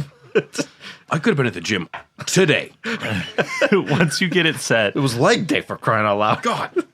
take the Clement E blue solution out, grab the doorknob on your way out, and take out 2 hunters that ambush you with the shotgun that you have. Just a doorknob, just hanging out on the floor. Yeah. Honestly, of all the things that you can pick up in Resident Evil, one of the more believable ones. Yeah. I would suppose, yeah, because the doorknob is actually pretty practical. Like, you pick it up, you're like, I think I'm probably going to need this at some point. How do we Yes. get through this door? Is it a hex seal? Is it a... And you know where it goes? Not into a fucking eye socket of a doll. No. That goes in a door. Yeah. Right It's where like- the doorknob's supposed to go. A to B. You're right. This is probably the most practical solution in any Resident Evil puzzle ever. Chris, like, what the fuck is this? This isn't a crank. I can't shoot this. Do I shove this up my butt? What the hell? A butt plug? Slap the shotgun back on the mantle and take the elevator up to the second floor again. The path to the old save room where Claire's playground adventure began is now destroyed, and the drone is here scanning for Chris. Avoid the sensor and make your way around it to a door. There's a side pack here, too, so you should take that. Yeah. The door leads you into a hallway that has a door with no doorknob. I will let you try to figure out how to get through this door. Ding, You're going to use the silver biohazard key. You stick it right in there. Once you use the door, the only doorknob you will ever get in this game. And I think in any Resident Evil game, maybe. I don't think you ever get another one. I don't think so, I don't think so. No. Use the only doorknob you'll ever get to get through this door. You'll find yourself on a catwalk with a tank object. It'll be used for something, I suppose, down the line here. Cool, it's a toy. I like it. Vroom! I'm going to keep it. Rebecca, check this out. Rebecca's not here. Backtrack to the elevator, take it down to the first level and to the large military training facility diorama that you found earlier. Slap the tank object in it, which reveals a button to press, and that reveals a turntable key and the secret passage note. Head back to the labs, grab the shotgun again, and find a dear old friend named Wesker, fully torqued up and bricked up, ready for Chris's arrival. I've been stroking for a long time waiting for you. I am chafing. Really trying to hold back. I've been edging for 4 hours, Chris. Long time no see, Chris. This reminds me of that. What was that? The Always Sunny in Philadelphia, like the Dayman play that they did. Yeah. And like Mac was coming out in the cat eyes, and everyone's laughing at him. That's Wesker. That's Wesker. There should be a laugh track in the background every time Wesker comes on. Long time no see, Chris. I love Chris's response. Yes. So Chris shadow punches him in the gut. And Wesker shadow punches him in the gut and starts to choke the life out of him, revealing he's working for another organization. Laments how Chris ruined his plans and that he's looking for Alexia and Claire, who are in the Antarctic. Chris bitch slaps Wesker's glasses off, revealing red cat eyes, shocking Chris. They're new contacts. I'm not sure if I like them. I can't see all in red. There is a goth baddie working on the 5th floor that I'm really trying to these from my impress. top, I guess. Are they cool? They're not cool. Be honest. They're pretty dumb. I knew it. Chris, your opinion I value. I really do. I really do. Alexia's laugh chimes through the monitor in the lab, and Wesker gets distracted by tossing Chris aside into a glass containment unit, releasing a fucking Bandersnatch. Stoy, it's okay. My favorite. It's easy to kill. I understand. And move on. You go back to where you found the doorknob. Use the key on the turntable here and ride it up. The path takes you out of the military training facility, back to the airport, and to a room that has an oil leveling puzzle that activates the bridge. Solve the puzzle by getting 7 liters of oil. I hate math. I hate math. Solve the puzzle by getting 7 liters of oil in one glass unit on the wall. This reminds me of that puzzle in Die Hard with a Vengeance, that movie. We had to get like 5 gallons in the 3 gallon, or you had to get 3 gallons in the 5 gallon thing. Yep. And like Samuel L. Jackson and like Bruce Willis are like arguing in the park. Yep. So that reminded me of. Yeah. Good Die Hard. Yeah. Good Die Hard. Lower the bridge after completing the puzzle and head back down to where the proofs were that Claire used to activate the plane elevator. Now you have to go back to the diorama room to use the proofs. That you have to unveil a ladder going down. Before that, there's a workshop that you have to enter that has the Clement A in it. I'm so pissed at these Clements. Combine that with the Clement E. God, I'm so pissed. Keep advancing down until you enter a large room with an albinoid in the water and the eagle plate in it. Kill it, grab the eagle plate, or take a few hits and grab it, whatever. Just fuck these things. Leaving the albinoid to its own devices. The Clement solution gets combined with the eagle plate, revealing a gold halberd out of the plate. I guess we're going to be using this as a key somewhere. I don't know. Is it true if you just book it straight to the middle, you can pick it up without getting killed? That I don't know. I don't. Maybe. I never attempted that. I think I read on one of the guides where, like, if you just book it straight to the middle and pick that shit up and run, you won't get shocked. You have to do it immediately. Maybe. Oh, yeah, maybe, yeah. I would say, yeah. Take the elevator to the first floor. Use the gold halberd on the door that grants you access into the hangar where the last remaining Harrier jet is revealed. Next stop, Antarctica. How the hell does he have enough fuel to get to Antarctica? Those tentacles. This leads me to believe that Rockfort Island is really close to Antarctica. It's somewhere If you could take a down fighter there. jet there, Yeah. I'm inclined to believe it's pretty close. There's tentacles everywhere blocking your path. Just when you land in Antarctica, dispose of them, and move through the facility, you'll end up following the same path Claire took. Head on down to the moth hallway with no moths anymore, thankfully. Yeah, you're welcome. Go into the save room and use that golden halberd on the wall and get a paperweight. Yes. Can I just get this fucking done? Another thing? It's just like, really? I'm carrying around 8 things. Really? And none of them are cranks. Should I have brought the doorknob? Do I need the doorknob still? I'm still holding on to the seal from the first game. I'm carrying around the wolf seal from Resident Evil 1. And this battery pack. What the hell am I supposed to do with this battery pack? It's heavy. Good thing I got this side pack. That's why he got so ripped. He's been carrying around every item for 4 games. That makes sense. A lot of the facility leaked with water after Claire and Steve's escape and then promptly flooded a lot of the areas. Chris can track through these rooms, popping zombies and cleaning up some items that Claire couldn't previously access, and also access areas that she had no ability to either. In this process, grab the valve Claire used to shut off the poisonous gases. Chris is dumbfounded to find the same drone tracking his movements from Rockfort Island. I've been watching you, Chris. I can smell you. I think you dropped something. Why don't you bend over? Chris finds a tank with fire extinguishant, requiring him to have the empty fire extinguisher to refill it. In this same room, take an elevator down, pop a few zombies, put out a fire here, and if you have some time, grab the Magnum pistol. Fucking let's go. Let's go. The Colt Python. Once you have this weapon, you can kill almost any enemy with one shot. However, the ammunition isn't plentiful. Save this weapon for boss fights. You will need it for some of these enemies. Backtrack to the elevator you took down here and into a power room with a hole for a crank. Yay. Yeah. The power supply in this room can now be turned on. Follow the hallway back the way you came, and you find yourself in familiar territory. You find yourself in a replica of the Spencer Mansion.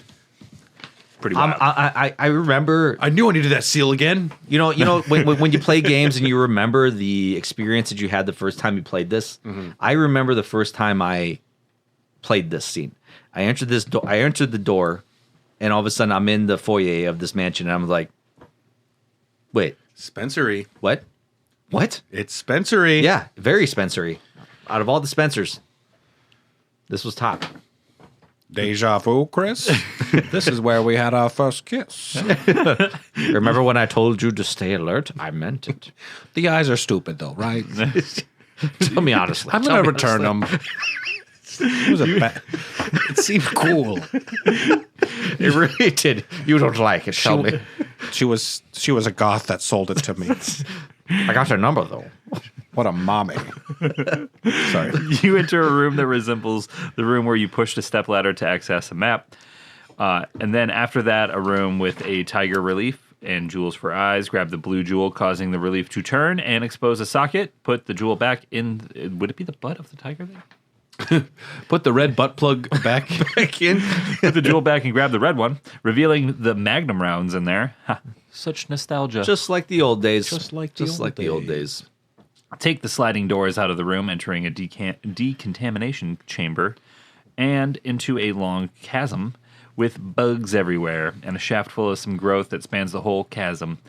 I'll give you a shaft of growth. I realized as I wrote this, some like long chasm and a shaft full of growth. Oh, I'd like to see her chasm. I got a boner. I got a big shaft with some growth on it. I got a boner. Exit through the set of double doors. Slowing me down. And into another control room that has you push buttons on a control panel in a certain order. Remember that paperweight from earlier? Take a look at it and you'll get the solution. Start with the crown symbol and move to the left to see the order. Put the paperweight in the box that opens up to reveal a vat that drops Alfred's body out, loot his corpse for a ring for some reason, and get out of there. How does his body get here? She put it there. She put it there. So weird. Yeah, with her long tentacles. Yeah, I guess she has the power too. Yeah. Exit through the other door in the chasm to find another familiar room from the Spencer Mansion. Read the Queen Ant report, which unveils a location for the antidote of sorts. The Queen Ant report. After discovering the remains of an ancient virus within the gene of a queen ant, I have been concentrating on the research of ants. The ecosystem of the ants seems truly ideal to me. There is one queen ant in each anthill, and the soldier and worker ants are the queen's slaves. They dedicate their lives to the queen. I mean, I think this is, I need to research this. The death of the queen ant means doom of the entire anthill. However, the soldier and worker ants can be easily replaced as long as the queen ant is alive. This is exactly the same relationship between myself and other ignorant masses. I have succeeded in creating an ideal virus by implanting the queen ant's gene into the mother virus that Spencer found. I used my otherwise useless father as a test subject. However, as I expected, the virus can cause rapid change in cells, triggering the complete destruction of his brain cells and body flesh. Brain cells.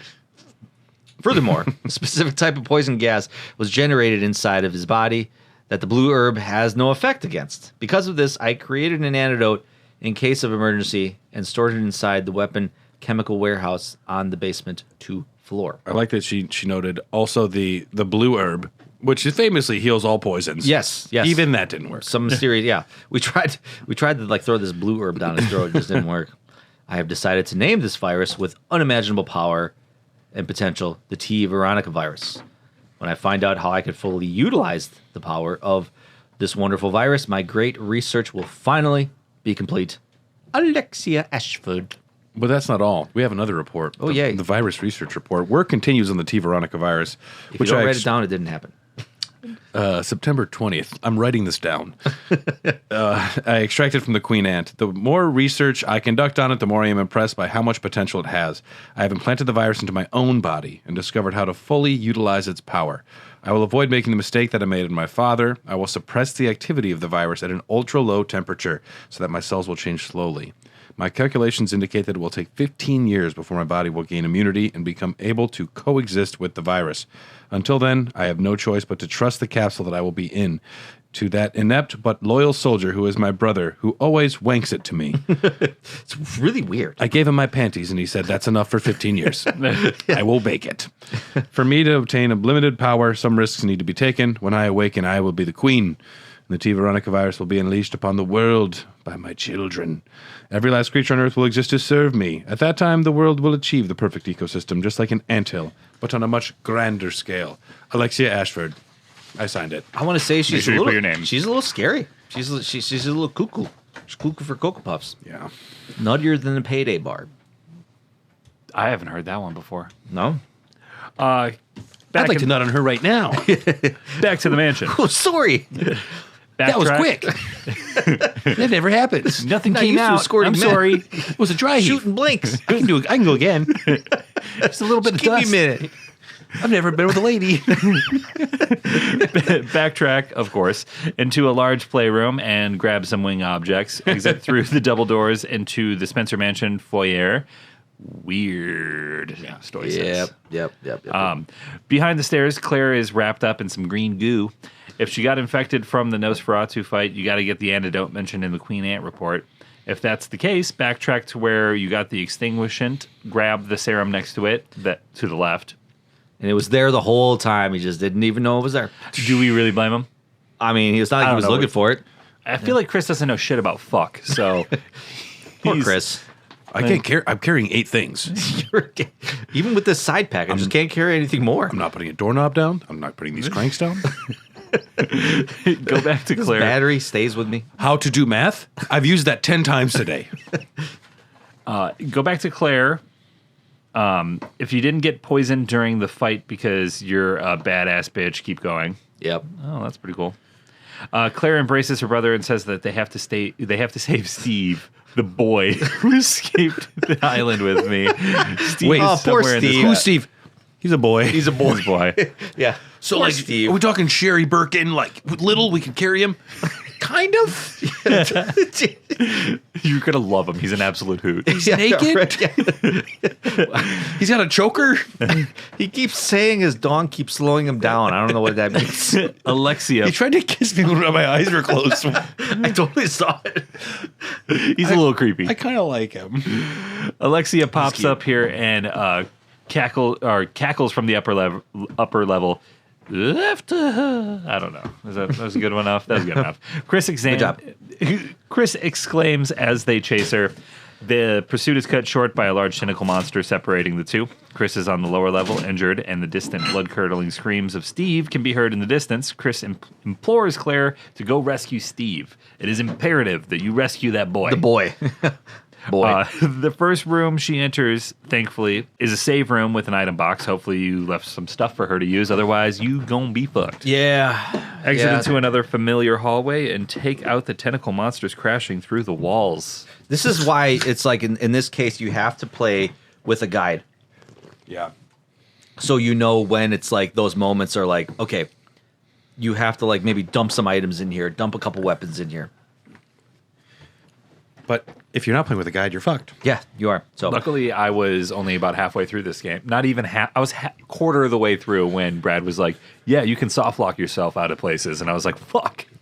Really bad. oh fuck. Enter into a room at this end of the hallway to reveal a prison cell locking up zombies. There's a cannon in here for some reason.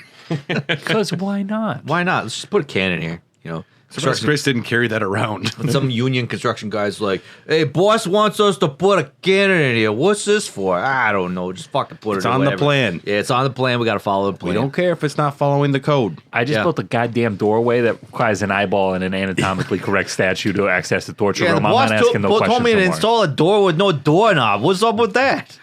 He said take the doorknob and throw it somewhere. Also, on the doorknob thing, I dropped an actual fucking doorknob somewhere. So if anybody finds it, it goes to the door without the doorknob. I don't know where I left I it. scratched- Hey, I'm trying to get into the boss's office. How do I get in here? Hey, you got to put 2 gold Lugers on the door. Where are they? Oh, you got to go into the hot room. I love that they What plan are you working on here, guys? I am lost. Yeah. I love how they outsourced all of the construction to like just Boston. Yeah, a bunch of New Yorkers out here. Just a bunch of blue collar guys from Boston. Hey, Yeah. if It's we ain't fucking drinking, union. we ain't working. Am I right? Yeah. Yeah. Enter into a room at the end of the hallway to reveal the prison cells locking up zombies. There's a cannon in here, like I talked about. Move the cannon to reveal a crystal. Inside it is a security card.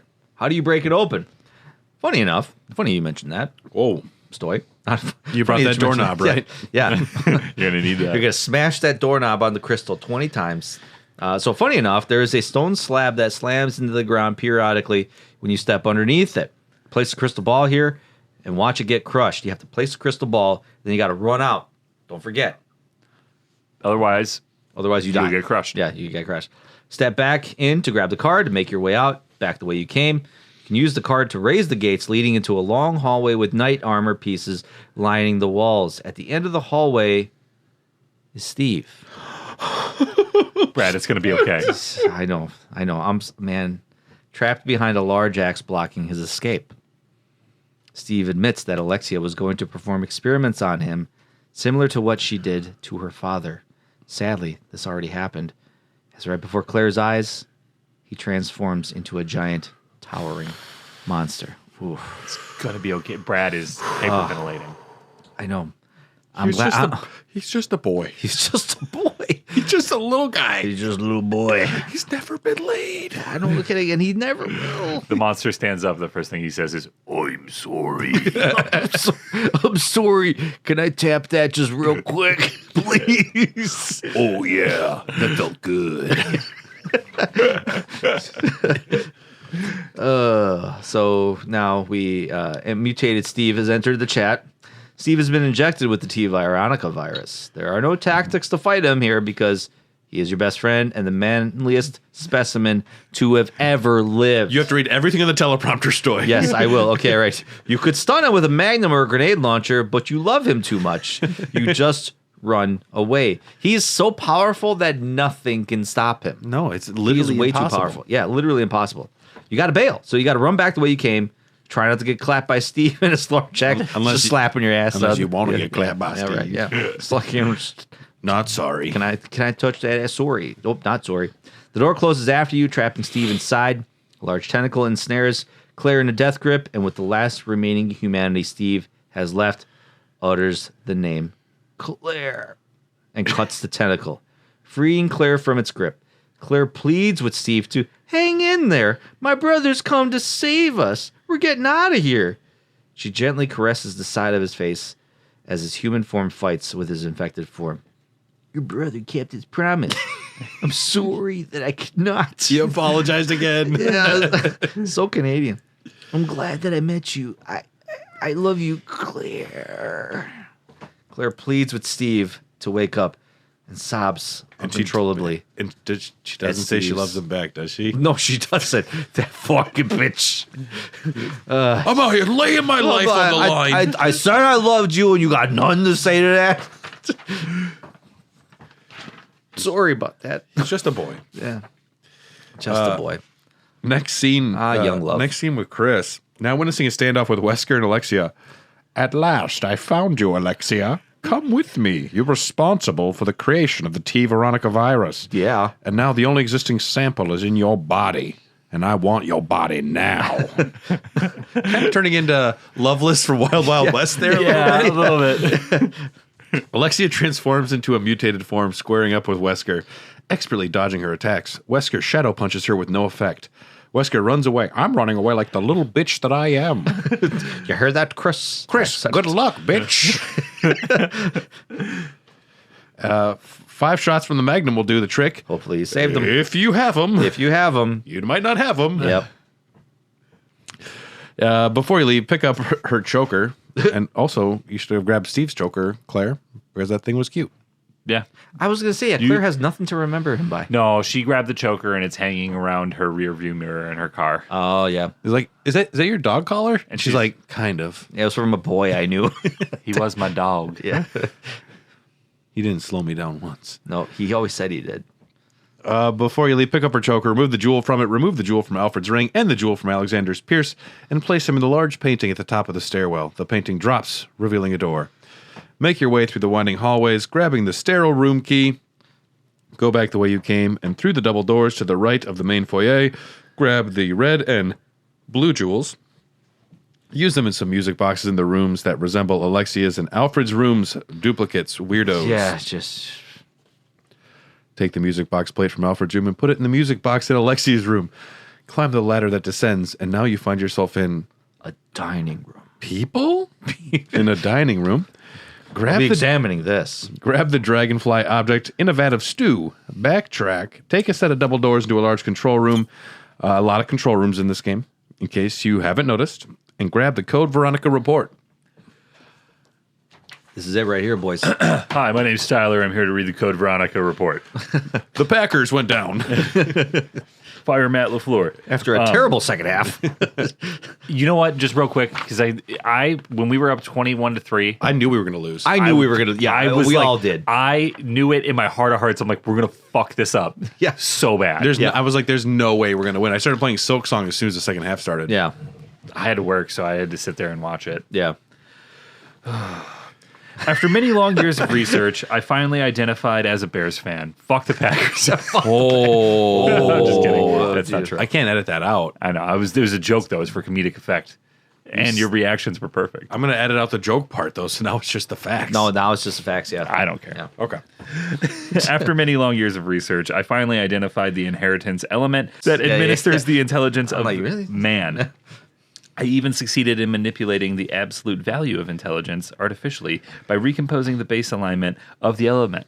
None of these words make sense. I put all these words together, knowing that Tyler Melly would read them when he was yeah. 33 years old, and he would barely get through it. I bet he won't be able to read it. She can manipulate intelligence the way she wants to now. At least he didn't make you read like Japanese names This time, I sampled the gene of our great ancestor, manipulated its element. A lot of manipulation. Yeah. I don't feel like they really know what the word means, or they're just like being tawdy with the words that they're writing. Yeah. I think they're just they're going thesaurus mode right now, is what they're doing. Yeah. Sounds intelligent. Manipulated its element, then implanted it into an unfertilized egg of a surrogate mother. Nutted in it. What I didn't expect was that twins, Nutted. a boy and a girl, were born. The boy had a higher intelligence than normal, but he was still a fucking moron. He was not even close to being smart enough to be considered a genius. He was so fucking stupid. Fucking tool. However, the girl had unmatched intelligence that easily allowed her to be classified as a genius.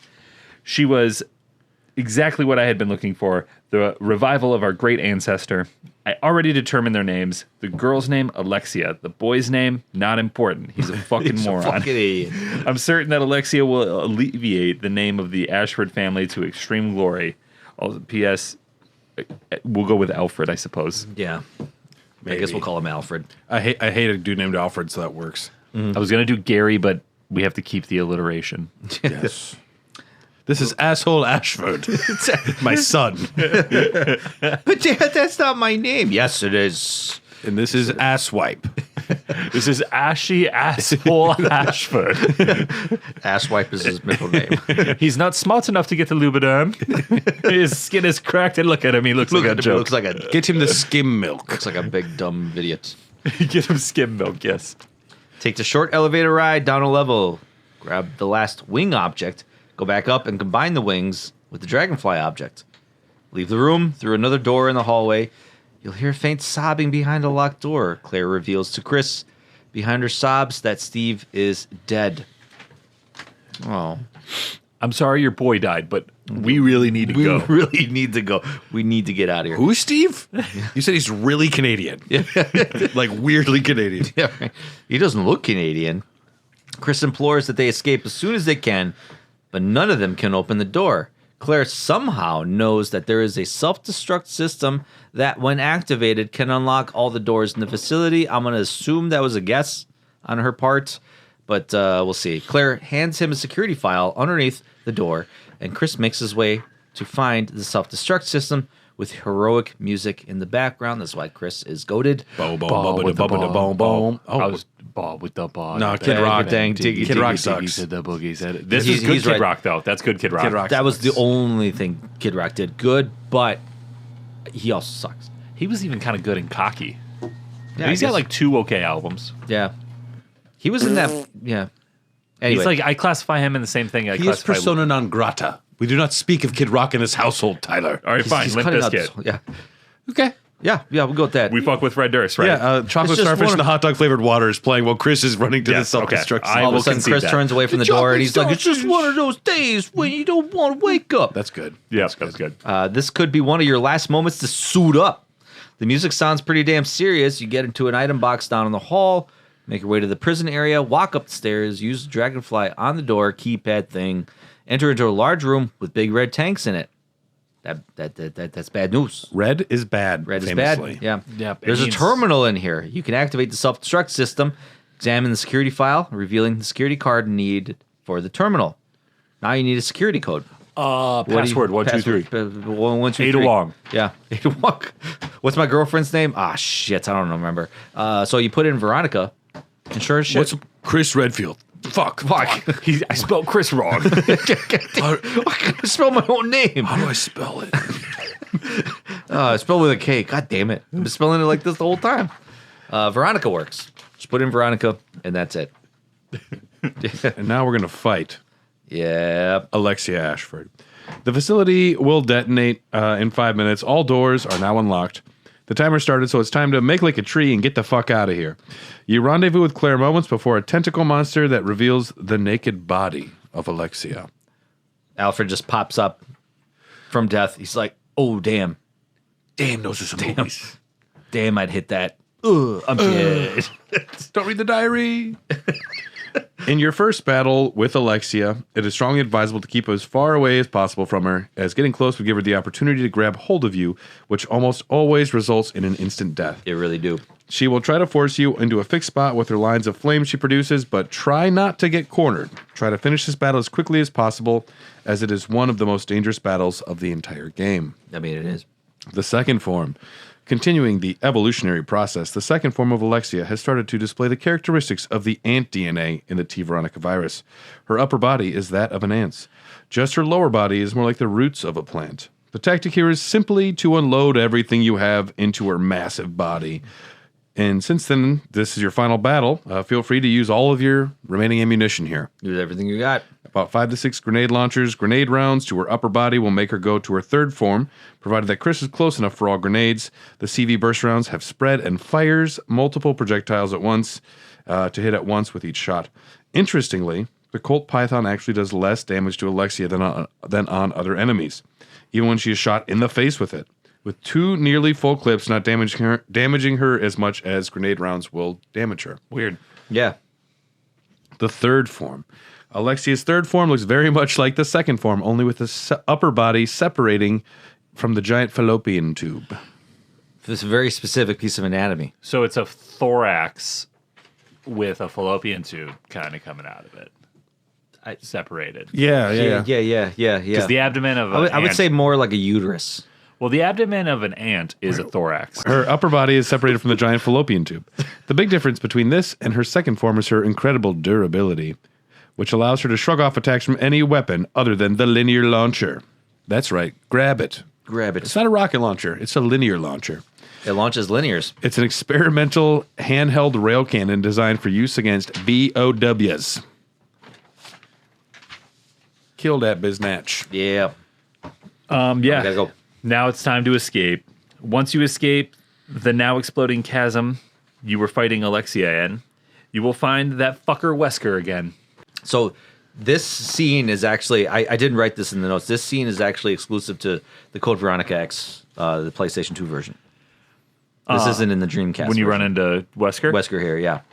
Yeah. So you run into Wesker again with a captured Claire being strung along down the long corridor. Chris' immense speed and simple athletic prowess keep up with Wesker The man's a fucking athlete. I'm so impressed. down a zombie-infested Look at those hallway. thighs and those glutes clench. How does a guy get into those pants, Chris? They're very tight. Now there is one. I like girls, Chris. I took the contacts out. Do you think I look better? Now the only They thing highlight left my is natural eye revenge. color. Is this a Nazi haircut?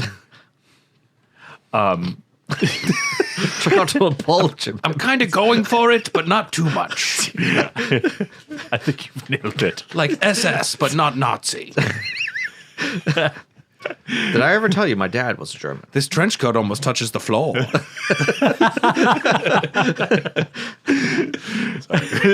Wesker, now the only thing left is revenge. Wesker exclaims, to kill you is even better. Wesker admits to taking Steve's body, who has traces of the T. Veronica virus left in him. He may be able to revive him, Wesker admits. Remember your promise. Remember your promise. Claire tells Chris as she leaves the two to square off. He has the body. He may be able to revive it. Steve lives. Steve lives. Steve in lives. canon, Steve lives. I believe. Yes. Yeah. Steve is out there. Fuck 11 alive. from Stranger Things. I believe Steve is alive. Yeah. We're all crying right now. Yes. I believe. We're all happy. The two square off in a scripted cutscene with the whole place coming down in rubble around them. The next scene, Claire gets into the aircraft hangar where the Harrier jet is. Wesker puts in work on Chris. He beats the fuck out of Chris because he's like superhuman at this point. Yeah. And I saw online there's a lot of like this is where this is like one of the first introductions of like supernaturalism or whatever enters the Resident Evil scope. Mm-hmm. And this might be where they jump the shark a little bit because Wesker coming back from the dead is already a lot for me to like believe, and now he came back with superpowers. Yeah. It's all explained very logically by the virus cocktails that he's been taking. I mean, I get it, but yeah. So he starts beating You Chris fought a to a pulp. Nosferatu demon, and you thought that you're like, no, that's fine. Yeah. That's fine. All this is perfectly believable. Wesker with glowing cat eyes. I think what it is, And shadow punching? It's like when you boil a frog. Theoretically, I haven't done this, but if you throw a frog into a boiling pot of water, it jumps out. Yeah. And if you slowly heat up the water while he's in there, he doesn't realize it's boiling, and then he'll eventually boil to death. And we've been slowly getting more extreme in Resident Evil every step. And the water eventually is just boiling in Resident Evil 6. But we've been slowly getting there, and we haven't noticed that, whoa, we got out of control. Well, yeah. That's a good. That's a good. very good Yeah. analogy. Because it's a like... very good analogy. I'm less angry now. It's Yeah. slowly getting bigger and bigger every time. Yeah. We're getting chased by giant mechanical dwarf dudes in Resident Evil 4. Like, that's pretty big. And then you're fighting flesh kaijus in Revelations. Yes. That's And then you 6 fought, is where you it's fought like, a literal dinosaur in 6, yeah. Yeah. 6 was when I like turned to like my buddy and I was like, "Is it fucking hot in here? It feels like it's boiling." Yeah. Yeah. So Wesker is putting the old 1-2. He's putting in work on Chris, just beating the shit out of him. But Chris is able to drop these heavy metal support beams that are conveniently hanging directly above Wesker. So he's definitely dead, and he won't return. I'm not dead. He will, Just let he you know. will not return in any other future Resident I Evil stayed game. down here for a fact. He pops up. Were you worried? He's weakened. A fire separates the two, with Wesker's face severely scarred from the flames. And he says, "Until we meet again."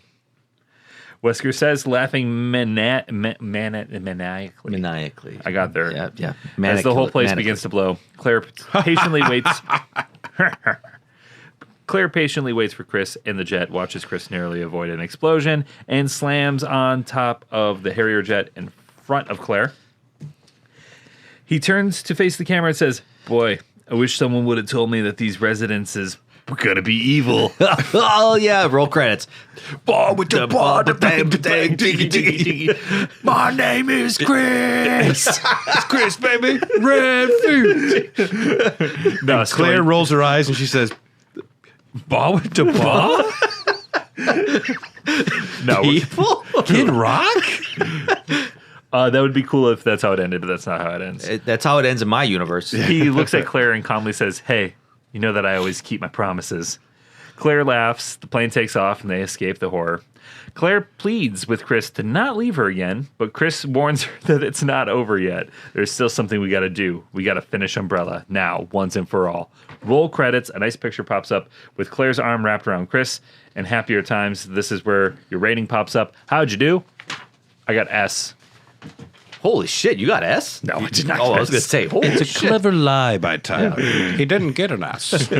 He watched a man get an S, and he got a D. S stands for Wesker. So, total zombie count in Resident Evil Code Veronica was somewhere between 176 and 190. There are other game modes here called, one of them called the battle game. You can choose one of 5 characters. You can choose Claire, Chris, Steve, Wesker, and an alternate version of Claire, and clear rooms of enemies until they reach a character-specific boss. More information on alternate Claire, little red shorts, and an exposed midriff. Oh, yeah, that looks good. Oh, yeah. Sorry. I came a little too quick. If I didn't die, I had nothing there. Comes with an infinite ammo I'll take some assault fries rifle, with that shake. a grenade launcher, and infinite grenade rounds. So she's pretty much OP here at this point. You can have first-person battle. Controls aren't quite locked in, but a first-person battle game mode is available.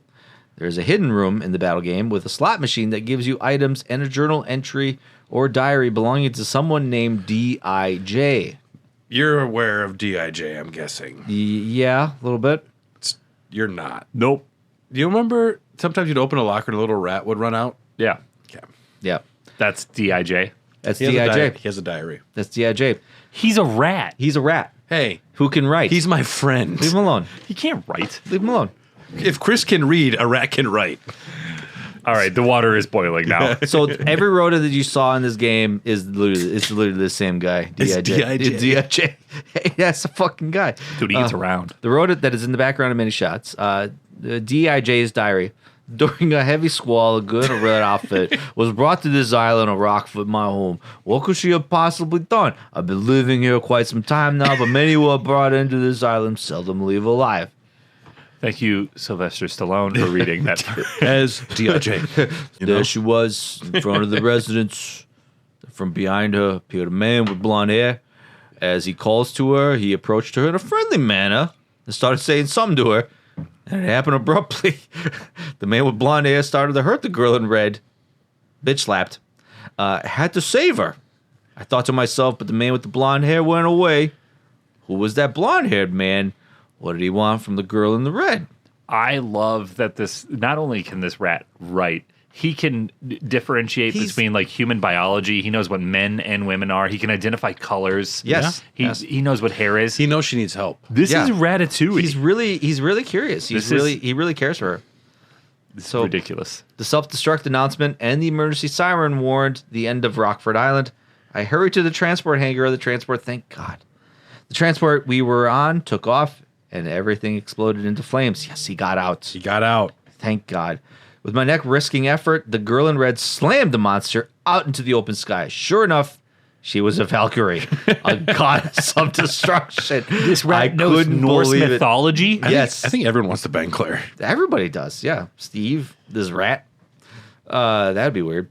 The transport landed in a base on the icy Antarctica. So this guy knows. He's knows, aware of continents. Yes. He knows can read a map. geography. Yep. He knows Norse history, Smartest rat I've ever human known. biology, and colors. Well read. And on top of it all, the transport that landed before us spilled tons of the T virus. He knows about the T virus. And everything alive has already turned into zombies. If I stayed, there was no way I could stay alive. I had to find a way to get out of there quickly. I parted with the girl in red and started searching the base to see if there was anything I could use. As I was resting in the dark, someone was coming. Whatever it was right there. The door suddenly closed, and there was no escape. I kept slamming the doors. Then the door opened. I exploded out of there. But I was no chicken. I stopped to turn around, and there she was. The girl in red. Standing there, looking at me. Where was this place? I was stuck in a room with an elevator and an old cannon. Who the fuck puts a cannon in here? Where was I supposed to go? I was stranded. I felt endless despair. Then that blonde-haired man with the sunglasses appeared. The red eyes, it just wasn't feeling it. Wasn't feeling it. He took the Well, took the context out. he at has that point. cat eyes. That's why the rat really doesn't like That him. was it, yeah. Yeah, that's kind of it, reminded me of darker times. He had the girl in an arm lock. Then a man in a black vest came running after him. With arms wide open. The man with the blonde hair disappeared into the prison cell with the girl. The man in a black vest followed them. I also hurried to chase after them. It was a grueling fight, head to head. Was the man who knew that girl a monster?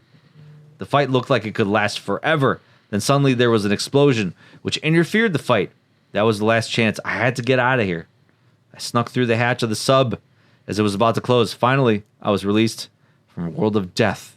I was able to come back to a world where desire and power ruled. Actually, honestly, I could have read this. This could have been the whole Code Veronica synopsis. That's actually the whole outline. That literally Yeah. is right there. Yeah. This rat was excited to get back to a world where desire and power ruled. Yes. Back to a world of hierarchy. And cheese. order. And order. DIJ. Yeah. D.I.J. What does it stand for? I have no idea. That ingenious Joker. joust. Joker. Joker. There you go. Yeah. We're just going to call him Joker. If you beat the game with an A rank, you have to beat the game in 4 hours, 30 minutes. Beat the game without saving. That's the that's fast. yeah. Because mine was, I want to say, 10 and a half hours, 11 hours. I was well over that. My recent one, I got 6 hours, and I was actually pretty impressed with myself. Yeah. Yeah. Damn. Yeah. Yeah, 4.5 hours. Beat the game without saving. The only save allowed is prompted before the disc swap.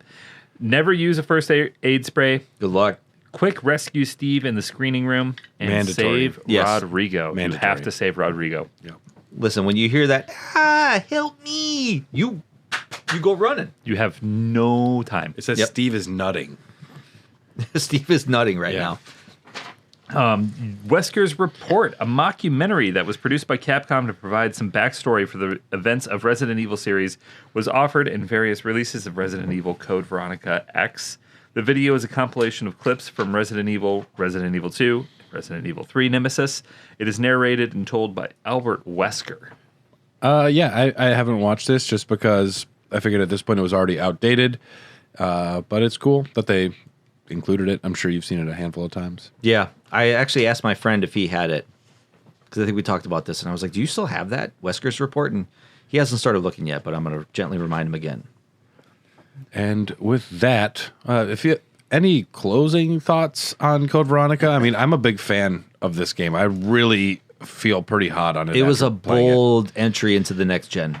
I like the moving camera. Yes, I cannot fucking wait to get rid of tank controls. You only have 4 more games. It is like Because I suppose technically it- 4 and it 5 depends. are tank controls. yeah, that's true. That's 4 and true. 5.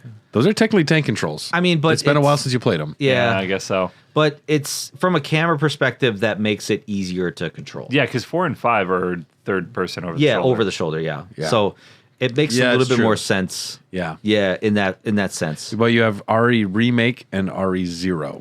But you can play those with modern controls, so you won't be Yes. playing with tank controls when you play them. This could feasibly be your last tank I control. cannot wait. It is literally mind-numbing how much I fucking hate them. I'm just not good at them anymore. Well, you can put them down. Thank God. Yeah. I do You can really move on now. I like the camera though. Hate the tank controls. I'm pretty high on this game too. It's super fun. Yeah. There's some game issues where it can soft lock and some stupid bullshits, but all Resident Evil games have stupid bullshits. I like it. I liked being in Raccoon City and like the dingy, grimy, dirty streets more than I liked being in like, a prison or like a research facility or like an underground thing. So like that left a little to be desired, but overall, I think going to the next generation and the improved graphics and all that really kind of stand out for me. It seems with Resident Evil 1, which is like a very confident start, and then Resident Evil 2 broadens the scope of the lore, of the story. Resident Evil 3 seems super safe and super side. And Code Veronica just brings it to a global level. Yeah. A lot more history, lot more weird intrigue, which I think was bold, like you were saying. I think it's I could see it being confusing at the time, but I was looking forward to playing it, and I am super happy about it. It was definitely a weird jump because, with the way Resident Evil 3 ended, you're thinking to yourself, like, well, what's next? Because, okay, we're going to, take out, well, at least the next step, everyone's saying is like, we got to go to Umbrella headquarters in Europe. And it's like, well, what else is there? And then you start to find the global conspiracy of Umbrella and saying, there's more than just Raccoon City now. There's bases everywhere. And every base out there experienced some sort of cataclysmic effect that, turned everybody into zombies because Umbrella just doesn't have safety controls. Zero oversight. Zero oversight. No, OSHA's not involved. Is there an animated movie where Umbrella does get its comeuppance? Because we never see them actually go to fight Umbrella. And I have a feeling it's probably in some animated film. I think isn't it in the It's in the show? Yeah, That's that's non-canon. It's in the opening of Resident Evil 4. I know that's literally the only time I've ever seen their comeuppance. Yeah. Where like the United States government and all like world governments like came in and like, okay, we got to shut you down. Yeah. So, but at the time, I just remember like kind of it's being dumbfounded. It's like, wow, we're going global. We're going worldwide here. Like we go from like one place to another in one game. Like holy crap. And then Resident Evil 4 comes out and just completely changes everything. Well, and then Resident Evil Remake comes out, and then Resident Evil 0 comes out. Yeah. So it's remake, then 0, then 4. Then 4, yeah. So that's my path. It was part of the Capcom 5. I cannot wait to play remake. Yeah. God, remake was so good. I know. With the modern controls, I've you're going to never- be a happy Tyler. I have never played with remake. modern. I'm gonna play with modern controls. And this time remember around. when we started this, I asked Brad, I was like, "Can I just play remake?" And he was like, "No, no, you gotta you go can't, back to yeah. the It start." That doesn't count. And let's rank what we have discussed. Now, Oh, this is gonna be so hard. we start from the bottom and we work our way up here. 'Kay, this isn't like popcorn dogs. This is zombie dogs. So we're going to the bottom of our 3 games: Resident Evil 1 or Code Veronica. Code Veronica. Code Veronica. Resident Evil 1. Code Veronica it is. Okay. Resident Evil 3 or Code Veronica. Code Veronica. Code Veronica. Resident Evil 2 or Code Veronica. Resident Evil 2. Code Resident Evil Veronica. 2. Oh. Resident Evil 2. Resident Evil 2. I It's don't. too iconic. It's too generous with the multiple playthroughs. It gives you so much, But the graphics. but it gives you so much. So what is it now? So that puts our current list at number 1, Resident Evil 2, followed by Code Veronica. then 3, then 1. Yep. yeah. Which Yeah. I don't. Yeah, I guess 1's fine at the bottom. It's I have a weird like I would put it's one like I above like 3 Resident Evil myself, I but- like I was Resident just Evil thinking 3 that more too. than 1, but I also like Code Veronica more than 3. So it's a weird You like dichotomy. 3 more than 1, but you like But I like Code Veronica more than 1 okay. or more than 3, I mean.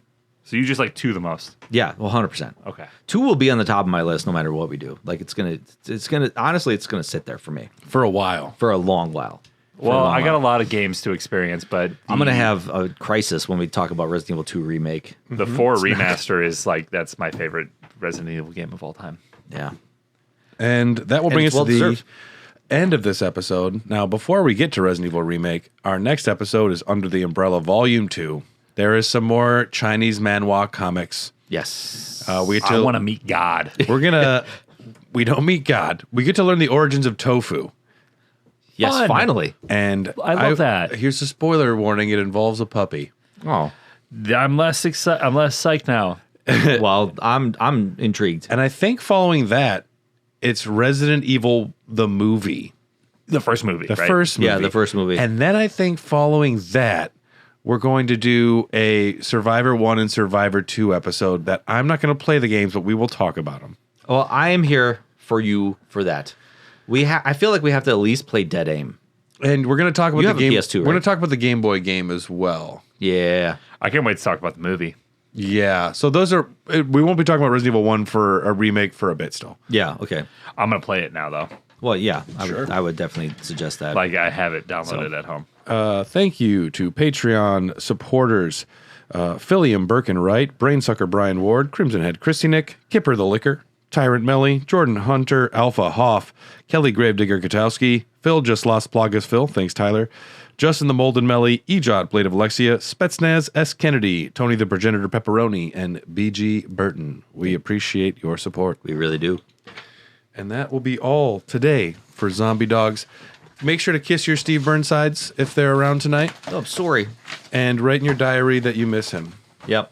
And don't forget to keep that key on you at all times and write it in a diary so no one else forgets. Bring it all. Bring everything you got. I'm seeing toys. I'm seeing batteries. I'm bringing them all with me. I might need them. Yeah, You never know. know. You never know. We will see you next time Goodbye, everyone. on Zombie Dogs.